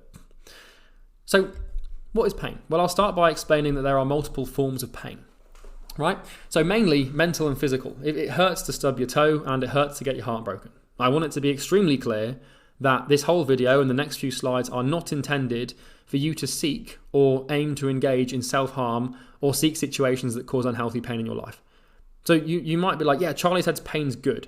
So what I'm going to do is every morning I'm going to go and put my hand over some boiling water and burn my hand every morning because I'm growing. No, don't do that. Don't be an idiot. That's not what I mean. Pain is a defense mechanism. Its purpose is to signal to the brain that we need to change something in order to survive or improve our chances of survival. For example, if you break your leg, your body will send distress signals, and pretty strong ones, to your brain to avoid you from further damaging your body tissue. So pain just prevents you from damaging body tissue. Conventionally, and rightfully so, pain protects us. It might suck, but it keeps us alive. But as you've probably noticed, these videos don't deal with conventional and traditional perspectives. The pain we are discussing is what I've dubbed evolving pain. And I had to dub it myself because I had to name this because nobody else is talking about it. There's no literature or anything to describe what I'm discussing here. And once again, to be clear, we do not want to bring unhealthy and unnecessary physical or mental harm to ourselves, right? It's safe to experience evolving pain as a result of meeting resistance with effort, but it's not safe to put yourself in emotionally stressful situations for the sake of feeling pain. And please don't do that. Please don't start, hurting yourself unnecessarily. Please don't start doing stupid things. You want to take yourself to painful places in work and to evolve. And it helps to do that, but you should be seeing my point here. This is not to, take you beyond limits that are healthy. So let's talk about pain. So I've actually got a few points here to do with pain. We've got evolving pain, locking eyes with the monster, familiarity and pain as a compass, the best method to defeat pain, and catching pain avoidance loops. So now that we've sort of worked through the bulk of this video, talking about resistance, we're going to talk about pain, which is obviously what comes as a result of meeting effort with resistance. And we need to sit in pain, right? We now know that we need to tolerate the pain. And it's kind of here's the thing. It's you've got to imagine that pain is like a swimming pool, right? Pain is the water in a swimming pool. You're getting into that pool with your current self. So there's you, the evolving self in your mind, and then there's your current self. And you're both getting under the water, and whoever can hold their breath for the longest survives. That's really how this thing works. And so we need to learn how to sit in that pain and stay in it. Just imagine that you're getting in, it's like, and you could use any example. Like imagine that you and your evolving self are both doing a plank on the floor, or you're both running, and the first person to stop running, i.e. give in to the pain, is the person that dies. So let's talk about how to deal with this with these 6 points on screen. So evolving pain, just like your body signals pain to the brain to prevent tissue damage, the current sense of self you have signals pain to the body to prevent damage to itself. So it's a signaling thing, right? And the current self is using it just as well as the body does. And this is evolving pain in action. When you start doing something that would grow you, facing resistance and doing stuff, and you feel discomfort and strong mental pain, that's when evolving pain is present. So when you start doing something that would grow you, and you feel discomfort and emotional pain, then you know that you're in evolving pain. That's really the key here. And so that's how the evolving pain thing works. I just wanted to start by differentiating between like real, genuine physical and emotional pain that your body is using and your brain is using to signal distressful things that can hurt you if you continue doing them, and evolving pain, which is the pain that we want. Because otherwise people can get mixed up here, and I really don't want the message to be mistaken. So just please have the prudence to differentiate between what I mean by evolving pain and like genuine pain that you don't want. So the next thing is you have to lock eyes with the monster. So what do I mean by this? Like the monster is the pain, right? I'm just going to give you some frames to sort of, the whole point of this is just, it's framing this. So lock eyes. You want to look the monster dead on in the eyes. You don't want to waver in your sight. You want to face the pain. So like, imagine that like sat opposite you right now is like, you know, instead of sending cold emails, you actually just have to look this really scary monster in the eyes. And you have to just hold the gaze of the monster. You can't look away, even though you want to, even though it terrifies you to look into that thing's eyes, you have to just stare at it. It's the same thing as doing the work. You want to face the pain. You don't want to live in denial. So you don't want to delude yourself. You can't really get away with anything. Denial is, really, it's the cause of most suffering. Like, denial is when you convince yourself that you don't need to face the pain and can still get the result that you want. That's what denial is. And you don't want to be in denial. So you want to see the truth, and you want to be honest with yourself and objective with yourself here. And if you know you need to do something and you know it needs to be done, don't think for a second that if you can get away with not doing it. Like denial is the current self's best friend, because like it's the easiest way out of resistance or facing resistance. It's kind of like, you know, I need to send some cold emails. I'm just going to wait until like later on. It's just denial. Like every time you're doing that, you're just denying yourself of the truth. And you want to bathe in the pain, right? So learn to love the pain, bathe in it, eat it up, and gorge on it. You want to see pain as this like yummy, tasty meal that's sat in front of you. You want to just imagine it's like a nice warm bath. You're just chilling out in the pain. The more relaxed you can be in the face of pain, and the better you can kindle your relationship to be with it, and with evolving pain specifically, the better. And befriend it. Face it every day until your body becomes familiar with it and welcomes it as a friend. You want to be friends with pain. Remember, it's the key, it's the secret, it's the path. So why would we hate it? And it's vital that you recognize that pain is just a signal your current self or old self uses to cling on and survive. It's a real thing, and it hurts. And you can escape the pain just at the sacrifice of your goal. So this is why I said earlier, like, you can either face the pain now and not have the pain later, which you'll probably still have it. It's kind of just a constant. For anyone who wants to consistently evolve, pain will always be present. But my point is like you can not face the pain now and feel no pain now, but you'll be in pain later, and it will be 10 times worse than if you faced it now. Or you can like face it now and then just do the work, and then it will feel better later on. And this is how the best athletes are trained. So if you look at like the best athletes in the world, like the Michael Jordans and, you know, the Kobe Bryants and stuff, these guys are trained to sit in isometric holds for hours. So an isometric hold is like, it's a type of exercise where you kind of just hold a static position that puts your muscles under stress. And, you know, kind of what I got you to do with the holding the thing out. That's like an isometric hold. And it's excruciating. It's agony. But what we get these athletes to do, or what the trainers get them to do, is they get the athletes to sit in the pain, because this trains them to be relentless. It trains them to condition themselves so that when the pain is present, when it's time to perform, they don't waver or falter. And you need to treat pain in the same way. You must become pain-seeking. So you want to look for as much evolving pain as possible. You want to engulf yourself in evolving pain. You want to bathe in it. Like I said, you want to eat it. You want to gorge on it. You want as much of this stuff as you can. The more evolving pain you can expose yourself to, the faster you become who you want to become. The more intense the pain, the longer the pain exists for, the harder you feel the pain, like the intensity of it, the more pain you can have, the faster you will become who you want. It's just the best weapon you have for like suffocating the current self so you can become someone else. And the best part is that after a while, you're actually going to start to enjoy the pain and the suffering.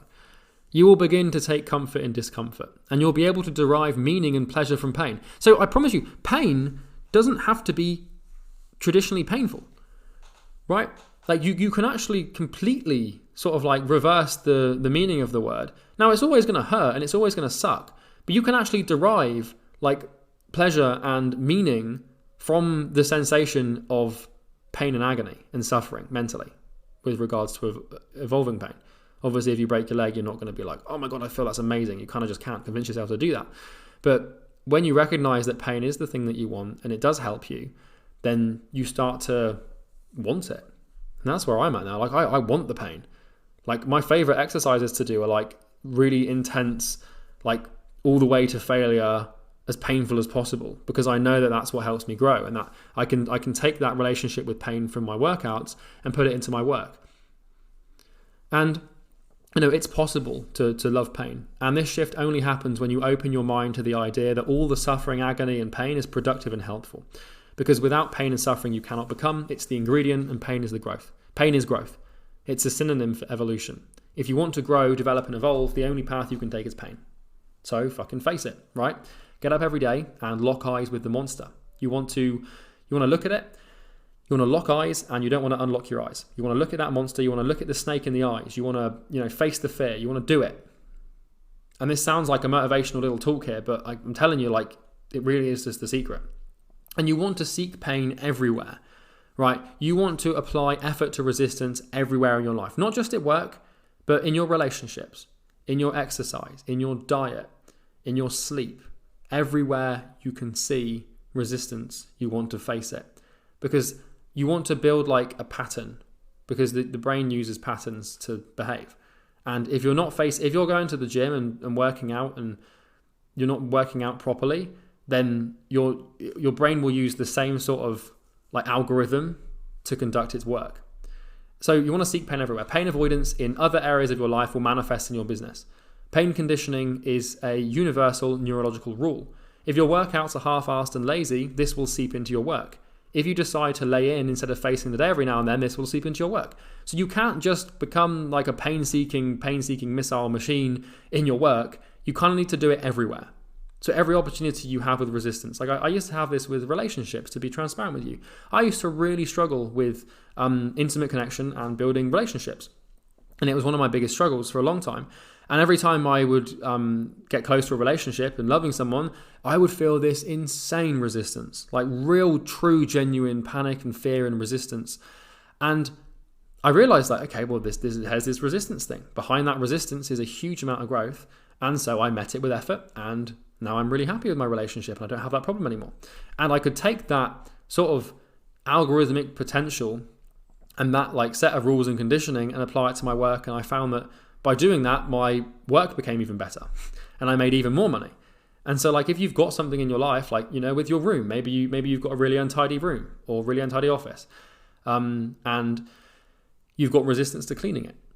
It's like, well, there's resistance. It's universal. It doesn't really matter if it's work or, washing up your bowls and your sink, keeping everything clean. Like your brain it can't differentiate between sending cold emails and washing up. It will use the same set of rules for everything. So if you want your work to be productive, and if you want your life, like if you want to face the pain in your work and face the resistance in your work and meet resistance with effort to create pain to drown out your current self, then you need to be doing that everywhere in your life. Everywhere. Otherwise, you're just kind of screwed, because like one chink in the armor will bring everything down. And pain is raw potential. It's the universe telling you what to do. The more evolving pain you feel, the most you are evolving. It's direct feedback from the universe. So imagine this for a second. This is interesting. Imagine if every time you faced the pain, you were rewarded with $100 in cash. You'd face it all the time. So if it was like, send cold emails, make $100, you would do the cold emails, maybe more. But the thing is that you actually are. So the rewards really do exceed $100. You can trust me on that. Like every time I send a cold email, like we figured it out, we make like $100 or whatever. Might not be exactly accurate, but like with YouTube, I figured out that every time I make a YouTube video, I make like $3,000. We sort of reverse engineered the numbers. And like YouTube videos are sometimes painful to make. So every time I face the pain of making a YouTube video, I make $3,000. And that's a result of having like 100 videos and making like $300,000 in course sales from YouTube. It's kind of like you can reverse engineer these things, and every time you face the pain, you make money. So you've got to rekindle your relationship with evolving pain to love it. Fall in love with the pain with familiarity. This is the next point. So you like and love what is familiar with you or to you. So if you've ever wondered why you love someone so much, it's just because they've served you a lot of impressions. The only way your brain can really love something is like whether or not it's familiar. Like seriously, at a base level, the only mechanism the brain uses to determine how much it likes something is how often it's exposed to it. And like, if you love pasta, well, it's probably just because pasta has served you a lot of tasty impressions, right? This goes back to the whole negative emotional experiences and positive emotional experiences we've had to build beliefs. The same is true for emotions, right? A lot of depressed and anxious and worried people stay that way because their brain becomes familiar with emotions. Now, they may not like the feeling of depression or anxiety, and they may not feel comfortable with that, and it may feel horrible, but their brain doesn't really care because their brain just wants to keep producing what it's already produced. And so the person may dislike feelings from their states, but since it's what their neurochemistry is familiar with, they'll always default back to this state because the brain likes familiarity, it likes predictability.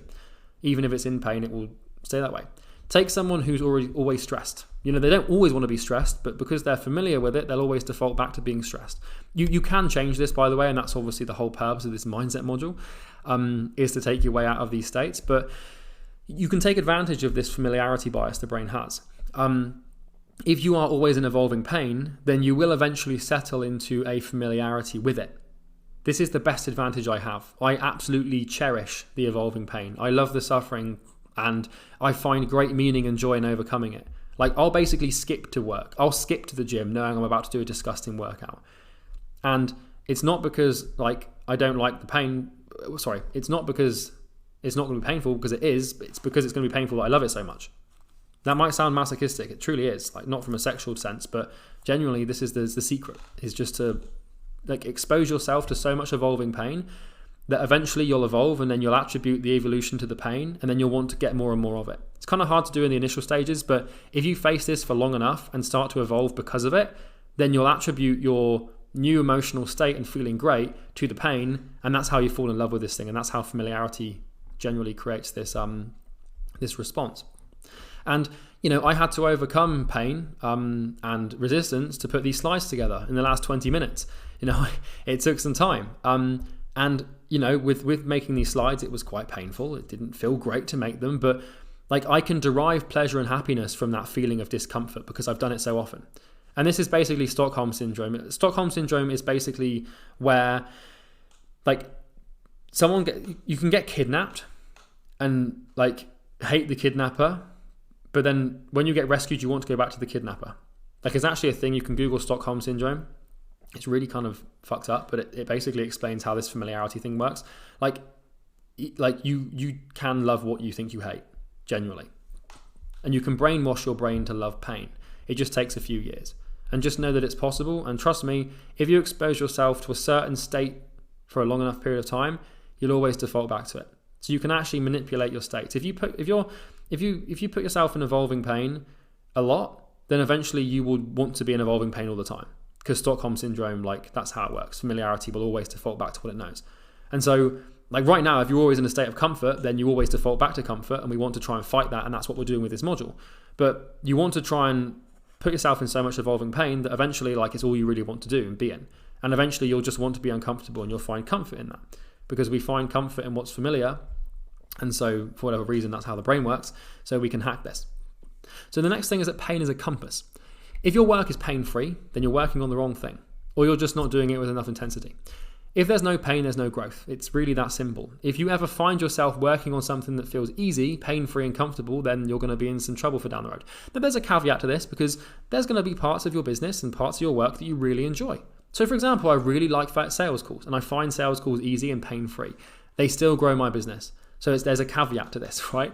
I really enjoy the calls. I also enjoy recording these videos. And sales calls and recording these videos, like the actual physical act of recording them, are two instrumental parts of my business growth. It's just that at the start, I really hated both of them. But now that I've done them for so long, I actually love them. So you can rewire your brain like this.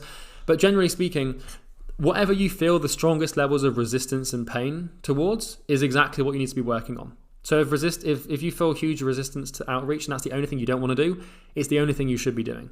And this is the easiest way to figure out what you need to do and what actually constitutes the work. So I have questions all the time from people like, Charlie, what should I be working on? Like, where should I be putting my attention and where should I be working? And the answer is wherever you feel like is going to be the most painful. And the reason pain is a compass is because your current self will muster up the most pain for the activity that has the biggest potential to kill it. So your current self and your consciousness knows what's going to threaten it the most, and whatever is going to threaten it the most is what it's going to kick up a fuss about the most. So just do that. And it will wrap the most important activities in a huge shroud of resistance and then burn you like hell when you try to do it. This is why everyone struggles with appointment booking and outreach. This is why appointment booking and sales are the two biggest problems for new business owners or people, just anyone in general trying to grow a business. It's why they struggle so much with acquisition. It's not because it's a hard thing to learn or do. It's because it's like the main thing that would kill their current self. So if you've ever wondered why you struggle so much with appointment booking and sales and cold email and cold messaging and why it's so hard for you to do things that generate clients, it's because, generating those clients would result in a different self, and that'll be killing your current self. And so the reason you feel all this resistance towards those activities is because they are the main thing that will help you grow. Notice that. Notice this and recognize that the most painful activities are the most important ones to getting what you want. Appointment booking isn't hard. Sales isn't hard. You make it hard with how much resistance you meet it. And the reason that happens is because your current self recognizes those activities as the most threatening to its survival. If you're ever stuck on what to work on, just look no further than whatever it is you're resisting the most, and deep down, you know what you need to do. You know what you need to do, right? If we're really being honest with ourselves, we know what we need to work on. We know what that thing is. So fucking face it, right? So the best method to defeat pain is love. Love will win every time, right? Nietzsche said, he who has a why can bear almost any hell, right? So you have to love who you are becoming. You have to fall in love with your evolving self and tie your heart to it. You want to really love and cherish who you are becoming. You want to really love and cherish the evolving self. Because if you can do that, and you can love and cherish the evolving self, then you're working for someone else who's not yourself. The problem with working for your current self and working for yourself at the moment is because you may not like yourself, right? You know what you've done and you know what you deserve and what you don't deserve. And deep down, you probably aren't too happy with the person you are right now, which is why you're watching these videos. If you're working for yourself, then you're always going to self-sabotage because you're going to be sabotaging who you hate. It's easy to sabotage who you hate. It's hard to sabotage who you love. So you want to work for your evolving self, not your current self. And you want to treat yourself as though you are someone responsible taking care of. You know your current self and how it operates, and you probably don't like it. So, there's no real excuse for sabotage in that case. So just get to work. It's really nasty one to navigate because a lot of people don't like themselves because they know what they're like and they know what their flaws are and they know where they fall short, and they see themselves as someone unworthy of success. So this is why we have to create an evolving self so we can look at that person and think that's my hero. There's a saying that I think Warren Buffett says that everyone should have a hero. Fuck that. Just have your hero should be your evolving self. I think Warren Buffett was right there, but Warren Buffett should have said, and perhaps I'm challenging one of the richest men on earth, so take this with a pinch of salt. But what Warren Buffett should have said is everyone should have a hero and that hero should be you. And you want to source your dopamine from the process, not the result. So love is kind of just a chemical reaction. It's just oxytocin basically for intimate relationships usually. But love is kind of just a concoction and a cocktail of different neurological neurochemical, what would you call them? Like transmitters and stuff, like dopamine. And so you want to source your dopamine not from actually being the person who can, but becoming the person who can. So you want like the evolution to create the dopamine, not the actual result of the evolution itself. And most importantly, you need to love your current self for giving you the opportunity to grow. This may sound backwards, but we've talked about this. You don't want to love yourself in the sense you're settling and love something you secretly hate, but you need to channel love and gratitude towards your current identity, for it is the dragon that allows you to be the knight. Without it, there couldn't be a trial and there would be no pain, which means no growth. And catching pain avoidance loops. So this is a really simple one. You want to work on becoming more aware of your resistance patterns and pain avoidance loops. So once again, if you want to do it again, pause the video and make a cold call, right? You'll feel the same resistance, but just keep doing that. Find something that you really resist and just consistently face it over and over and over again. Because the more you do that, the more pain you put yourself in, the stronger you become. And the stronger your evolving self becomes, the weaker your current self gets. So every time you just catch yourself feeling down, just take some action, right? So this is actually the key. If I can isolate what I did all the time when I started Imperium, this was the main thing. So work on becoming more aware of your resistance patterns and pain avoidance loops. So the single most important thing I did when starting Imperium, every time I felt the urge to stop sending emails or cold messages, or every time I doubted the business, or every time I doubted myself, or every time I felt procrastination to the work, or every time I wanted an accountability partner first, every time I started doing some research, every time I started getting distracted, whenever there was resistance, like in any form at all, even if it was 3 a.m, whenever there was resistance, I would open up my phone and send more outreach. This is the single most important thing that I did in starting Imperium and also in Northflow. Whenever resistance manifested anywhere, in any form, in any shape, I would notice the resistance and I would do the action that grew the business. Because I knew that by doing that, it was painful, but I knew that pain would eventually subside and it would allow me to grow. And if I hadn't done that, I wouldn't be where I am today. So every time I felt a negative emotion towards appointment booking, I'd go and send more messages. If I was worried about opening my inbox to find no replies, I'd open my inbox and send more emails, right? Every time you notice resistance, fight back with the work. So don't let yourself sit on it. If you're sat there at 6 p.m. after having finished work and you suddenly start feeling huge amounts of doubt, go and send emails, go and make cold calls, go and do outreach, right? Anytime that you feel resistance towards growing your business or becoming he who can or she who can, go and do the single most important activity to the growth of that thing, and just do that for 3 or 4 months, and I promise you will be where you want to be. Maybe not in 3 or 4 months, it might take longer, but just building that sort of it's like an if this then that statement. It's like classical conditioning. Feel resistance, do work. Most people feel resistance, do nothing. But if every time you feel resistance, you can train yourself to immediately retaliate with the work, then you will crush it. It's when you wait an hour. It's there's some resistance, some self-doubt. Okay, I'm going to wait and do those cold emails later. No. Even if it's I don't care if it's 1 a.m. and you're still having all these self-doubts, open up Messenger and start sending messages. Open up LinkedIn and start sending connection requests and sending things. Make cold calls to bloody Australia if it's too late at night. Just every time you feel resistance, do the thing that you need to do. Do that for a few months and you will completely change your life. I promise you. The first step is awareness. The second step is intolerance. Finally, let's talk about the general's perspective. This is I'm going to give you a little skill here and something you can learn to do that will completely change your life. I'm hoping this video is, life-changing enough as it is, but I want to give you a little strategy and another little frame that might help you face the pain and do the work. You must learn to control your body. The body is your physical state. It's the combination of all your emotions and resistances, and it's basically the thing that you tell the body what it needs to do, and then it kicks up a fuss. So there is the puppet and there is the puppeteer. There is the character and there is the player. There is the soldier and there is the general. There is the body and there is the mind. The first ones here, these are the body. So most people are slaves to their body. The body wants to do something and the mind gives it. The body doesn't want to work, the mind turns a blind eye. The body wants to binge Netflix for a day, the mind complies. The body feels nervous, the mind lets it off. The body is like the puppet, right? So you have to, if we look at this on the left with this puppet and the hand with the strings, your body, most people's body and most people's character or puppet is pulling the strings of the hand instead of it being the other way around. So you need to remember that you are pulling the strings.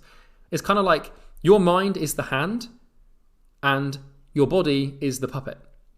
And like right now, your body, the puppet, is probably actually determining what the hand does instead of it the other way around. Like your hand's probably forgotten that it's got the ability to even like pull the strings on this thing.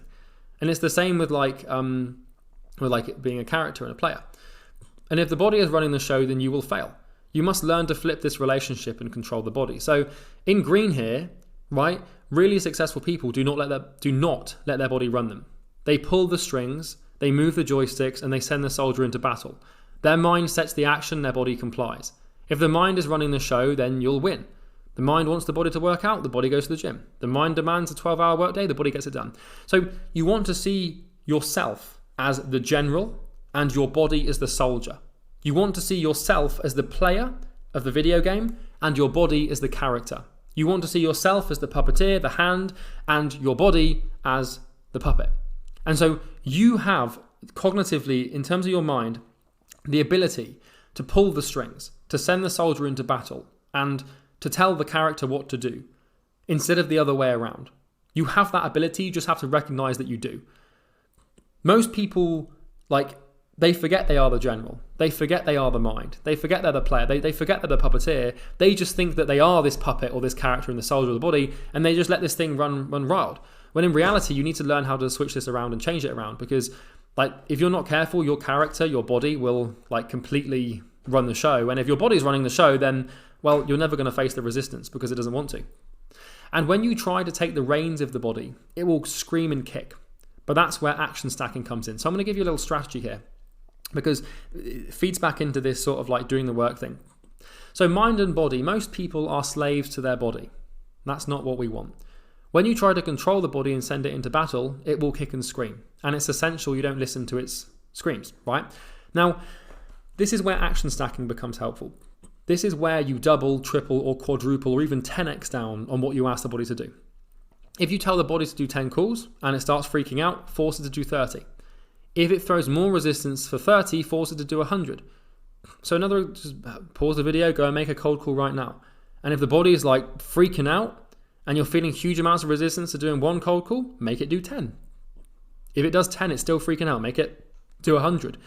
This is called action stacking, and it's one of my favorite strategies for overcoming resistance and getting my body to basically comply. Because, if I'm running and I'm there's a few examples down here at the bottom actually. I'll go to the running one in a second. So when I started, I was terrified to send cold emails, and I set myself a target for 20 a day, and my body would resist 20 emails a day, so I made it do 40. And it got to 35 and started kicking again, so I made it do another 40. This is how we get compliance from the body, take control and beat resistance. So if I'm going for a 10 kilometer run and my body starts kicking up a fuss, I'll push it to run 15 kilometers. And if my mind says a 1 minute plank and my body says no, then I'll extend the plank to 2 minutes and make the body do 2. Eventually, the body will learn who's boss, and it will know that by kicking up a fuss or fighting back results in even more of what it doesn't want to do, thus building compliance. So the easiest way to we don't want to enslave the body, that's the wrong metaphor, but the easiest way to get the body to comply with the mind's wishes is to teach the body that when it kicks back, it has to do more. So eventually it stops kicking back and it stops fighting. Because if I tell my character or my body or my puppet, hey mate, 100 sales calls or 100 cold calls, it knows that if it fights that, then I'll make it do 200, right? It just knows, it's learned it's like an animal. It's learned that fighting back results in double the pain. So now I have no issue setting things and doing things, because I'm always trying to extend this and improve myself. So with these mindset videos, I've really gone the extra mile, and my body kicked up a fight, and I was like, all right mate, well let's make each video 2 to 3 hours long, and let's really dig into the depths of the trenches here psychologically. And then when it kicked up a fuss about that, I was like, all right, well we're going to go into everything. And when it kicked up a fuss about that, then I'd go into even more. And then eventually it just stops fighting, because it knows that the more it fights, the more you give it. And so you want to do this with cold calls or outreach. Find a thing that you're resisting right now, go and do 10 of them. And if you're afraid of doing cold emails, then go and do 20. And if it kicks up a fuss at 20, do 100. There's no, you can take this thing to too much of an extreme, because eventually you can really hurt yourself if you're if your body's kicking up a fuss at a 10-kilometer run and you make it do 100 kilometers, you might run yourself into some problems. But my point here is that you can't really take it too far when it comes to these sort of like intangible business efforts. And here's a good way to remember this, a good metaphor. So when your body, like when you say, all right, body, 100 cold calls, or all right, body, 50 outreach messages, or all right, body, go and record this video. Like when it gives you resistance, when it shows up like and gives you resistance, you want to give it more. So here's the best metaphor. When your body shows its fists for a fight, pull a kitchen knife. If it pulls a bigger knife, pull a pistol. If it pulls a pistol, pull a machine gun. If it pulls a machine gun, pull a grenade launcher. So what I mean here is like when your body shows its fists, you show a knife. If the body's like, I've got a bigger knife, then you show a gun. If it shows a gun, then you show a bigger gun. And you just want to keep doing that until it runs out of stuff to show you. That's how I see this. Because you can defeat fists with a knife, you can defeat a knife with a bigger knife, but you can't defeat a bigger knife with a gun, but you can defeat a gun with a bigger gun, right? So you just constantly layer it on an action stack more and more. So if it's like, Charlie, I don't want to do 50 sales calls, you can do 100. Don't want to do 100, you do 200. And you just keep doing that until it learns to stop fighting. And this is genuinely the easiest way to build compliance from your body and your character. And eventually you can learn to pull the strings. And if we go back to this like puppet thing, you can learn to become the hand and stop being run by the puppet. It's really cool. So a couple more points. If I go in here. So the caveat is that to remember that you have biological limits and they're not much fun to meet. You need to trust me on that. So you want to still set and stick to a routine for relaxing and having downtime. There's only so much your body can take before it breaks and sends you into burnout. So I've burned out before and it's very unpleasant. And by burned out, I don't mean like I've just worked till I'm a bit tired. I've genuinely worked to the point where I've had to go to doctors with like serious like psychological dissociative psychological problems. To the point where I've worked so much that my cortisol levels are so high that I can't even get out of bed. And I've actually taken myself to that point and it is really horrible. And that's what happens when you pull too much on your body. You have to remember that your body has nukes. Your body will and can win, right? But it will kind of secretly wants to be pushed and pushed and pushed. So like you have to realize that if you don't give your body a break, and if you're like 7 days a week just like constantly like on this thing, like giving it 10 times what it wants to do, it will eventually just like die, right? That's the truth. If I just kept working through that state of burnout, I would literally probably die. Like my stress would just be so high that I have a heart attack or something. I've only been there once and I'm never going to go there again. And this is like a big lesson. Don't take this to an extreme. Like you want to take it to an extreme, but not the extreme. So, set and stick to a routine for relaxing and having downtime. You like, if you aren't careful, your body will just not allow you to do anything. So the key, don't beat yourself up for having limits. Allow your body to recover and rest. Right? Reward it for its compliance. Like every now and then you can go and have some fun. Every now and then you can go and like watch some YouTube, or every now and then you can play some video games. There's nothing wrong with giving like intermittent reward. The thing is that the general knows when the soldier is too tired to fight. And one day the soldier may shoot the general when he isn't looking if pushed too far. Even video game characters need to rest, sleep, enjoy and recover. Right? Take action stacking to an extreme at your peril. So it's a good tool to have, and you want to have the prudence to not use it to an extreme. Because if you keep using it and your body just like, eventually you'll learn, like you'll figure out like where your limits are. Like when you feel like just like I used to have this like nauseous thing where I put my body through so much stress that eventually it just maybe I'd wake up every morning and basically like be sick because I'd put myself through so much work and I'd have panic attacks all the time, and like I got really skinny and like I was in this constant state of brain fog and I felt like I was completely disassociated from reality. I've been there and it took me like 3-4 months of no work to recover from that, and it wasn't worth it, but I wanted to see where my limits lied and I would not recommend you do that. So when you feel like the body will try to pull some smart ones on you and convince you you're burning out. I can't tell you when you're burning out, only you know that, but sometimes it's better to be safe than sorry. So don't sacrifice your body and your general health and well-being to get what you want faster. It's not worth it. You have to remember that like it's kind of like you have biological limits, and you can only drive as fast as the road allows you to drive.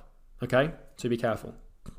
So let's talk about another kick-ass method to get the work done, build compliance in the body, and face the pain. And this is the last point. It's called the general's perspective. This is awesome. The general's perspective is where you take a third-person view on yourself. This makes managing pain 10 times easier. And when you're feeling resistance and huge levels of negative emotion, it helps to pull yourself into the third person and visualize your body and your environment. And this is kind of like awesome. Let me explain this. Like life is a video game. So the best way to visualize this is to see your life as some sort of video game. And when things get tough, you can take yourself out to the third person. So you don't want to take yourself out to the third person forever, because it's just you can't live like that. But when you're really going through the pain, and when you really are in that state of like real agony, when you're like 100 cold calls deep and you've got 200 more to make, third person it. And I'm going to explain how. So in the video game, you have the character, then you have the joysticks. And the joysticks, you have the thumbs on the joysticks, and the thumbs will tell the character what to do. And it does so without complaint. The character will need to rest and relax from time to time, but for the most part, that sucker just does what the thumbs on the joystick say. And this is hugely important. It's a really good thing to have as an entrepreneur. It allows you to step back and analyze your decisions, emotions, and actions to get a more rational view on things. And as entrepreneurs, we have no boss. We have no one to answer to, no one to hold us accountable. So you need to learn to analyze your own actions and pain avoidance tendencies as no one else will. So, if I didn't have Bo as my business partner, I would probably burn out all the time. Because Bo knows me and he knows when to say, hey, Charlie, give yourself a fucking break, man. And with this third person thing, with the general's perspective, if I'm feeling loads of emotion, let's say someone does something really horrible, like a client does something awful. I mean, this has never happened with Imperium. We've never had negative relationships with clients. But if something really, really wrong, and then my sales rep quit, and then my business partner quit, and then everything went wrong, and I got 10 refund requests at once, that would create a lot of pain and a lot of emotion, and I'd probably want to just go and hide.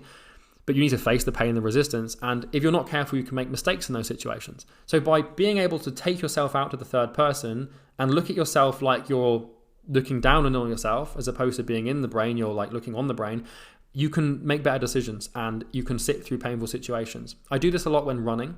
So this is a skill you develop. It helps to create stressful stimulations, right? Simulations. So for example, running, planking, isometric holds, any sort of endurance sport, you want to sort of find an exercise, because the physical way is the best way to do this because it allows you to simulate it. But go for a run and just watch yourself running in the third person. I'm going to explain how to practice this in a second and how to actually get started with this. But you want to find a monotonous sort of activity that doesn't require much thinking, and then take yourself to that activity, like running, for example, or swimming or cycling. And then when you're doing it and when you feel the burn and feel the pain, just imagine yourself looking over your shoulder a meter away, just watching yourself run down the road. It's a weird thing to do, but it really helps you disassociate from the pain and just basically sit with it for longer. So let's give it a go. You can take whatever angle feels most natural. For me, it's over the left shoulder or to the left directly. And there's some steps below. So let's actually try and visualize you right now. So you are where you are. You're sat down or stood up at your desk and just watching this video. I want you to shut your eyes. This is an action item for you. And we're going to visualize you in your current state. Now, you might not be in any pain right now. You might be in a bit of pain. It doesn't really matter. The main thing is just getting started with this visualization. So you'll have a natural angle. For me, I can see myself in third person better from the left, right? So from the left side of myself, I can see myself at directly behind me, from behind my head over to the left shoulder, or I can see myself directly opposite me to the left. Whatever comes most naturally is what you should pick. If I tried to imagine myself from the right, it just wouldn't feel weird. The reason behind that, by the way, is because I have a belief that my left angle of my face and my body looks better than my right side. So all of the pictures I take of myself are usually of the left side of my face. So you probably have you have your good side and your bad side, depending on how you feel about yourself.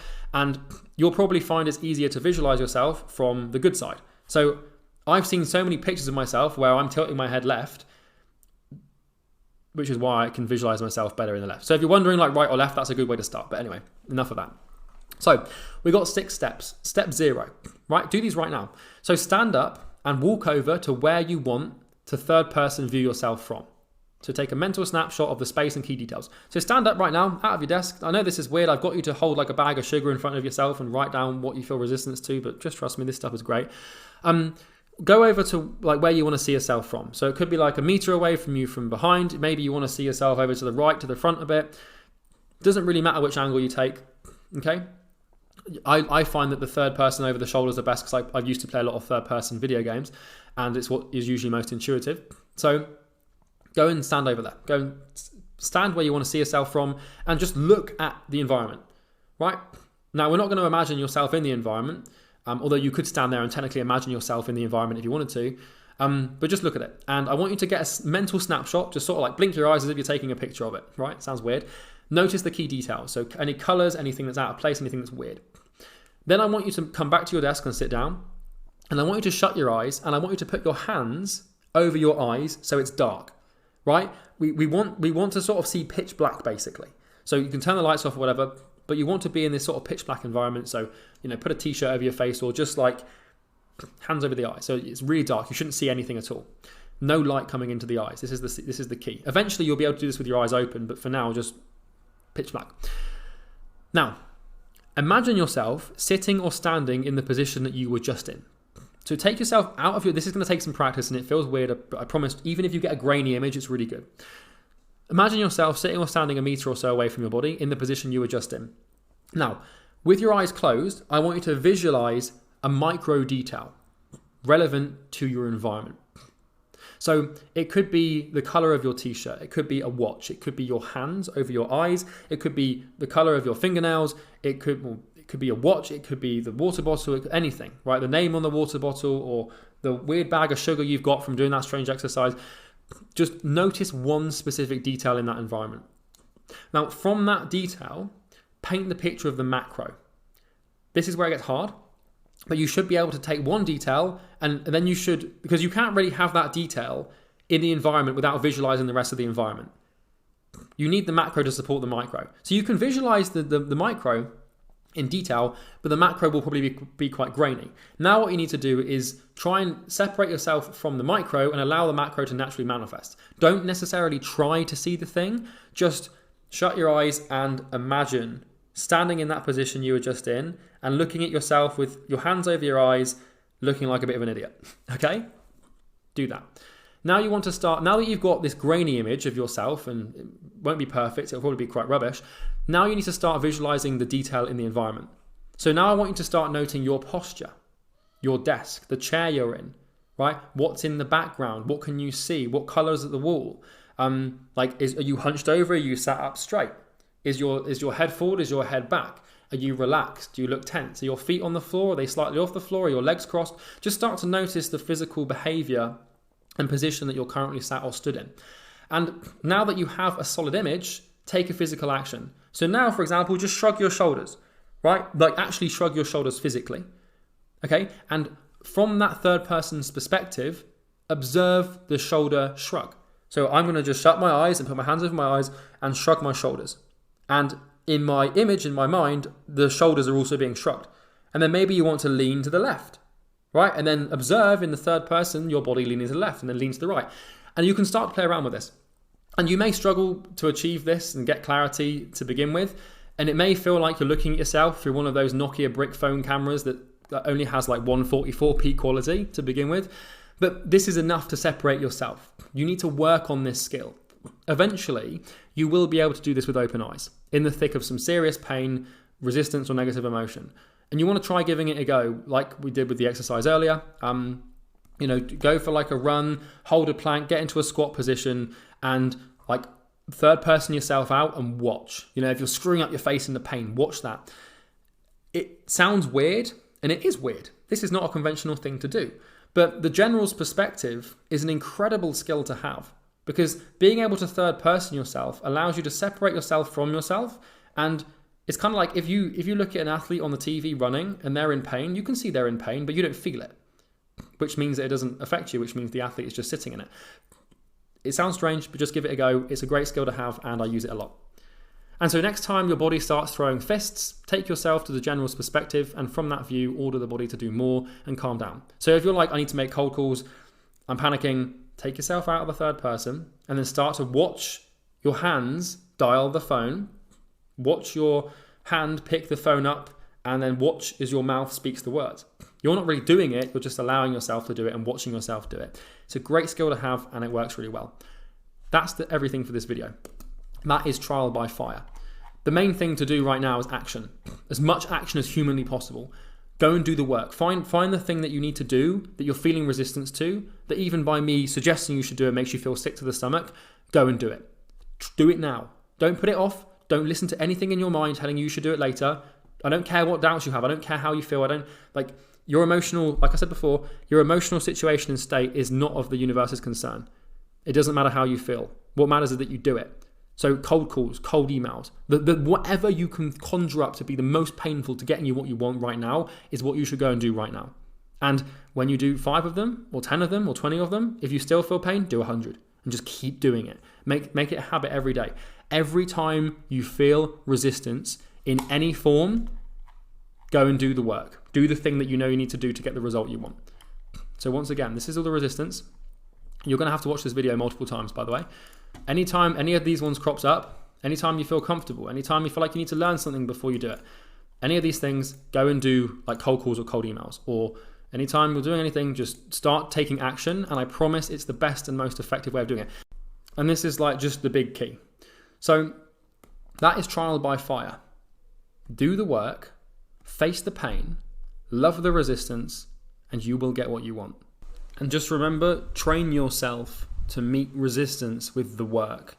So every time you feel a doubt, every time you feel an anxiety towards your work, every time you catch yourself procrastinating, become hyper aware of resistance. And every time it shows its head, go and do the work, right? Pick an action, like sending cold messages, making cold calls, sending cold emails, or pick an action that's actually going to help you get clients and grow, or the thing that you need to do. And every single time you notice the doubt or the fear or the comfort, every time that comes into play and you notice it, go and take the action that basically creates the pain, because it's the easiest and fastest way. Genuinely, like if you take one thing away from this module specifically, that's the action item. Just become aware of every time you feel resistance, and every time you feel it, go and do the work. So if you've just sent 10 cold messages and you start worrying about whether anyone's going to reply, open up your phone and send 10 more.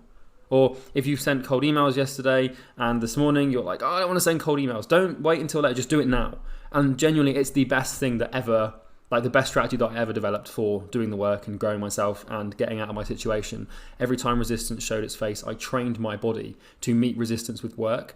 You can either meet resistance with compliance or work. Pick wisely. I'll see you in the next video. Thanks for watching.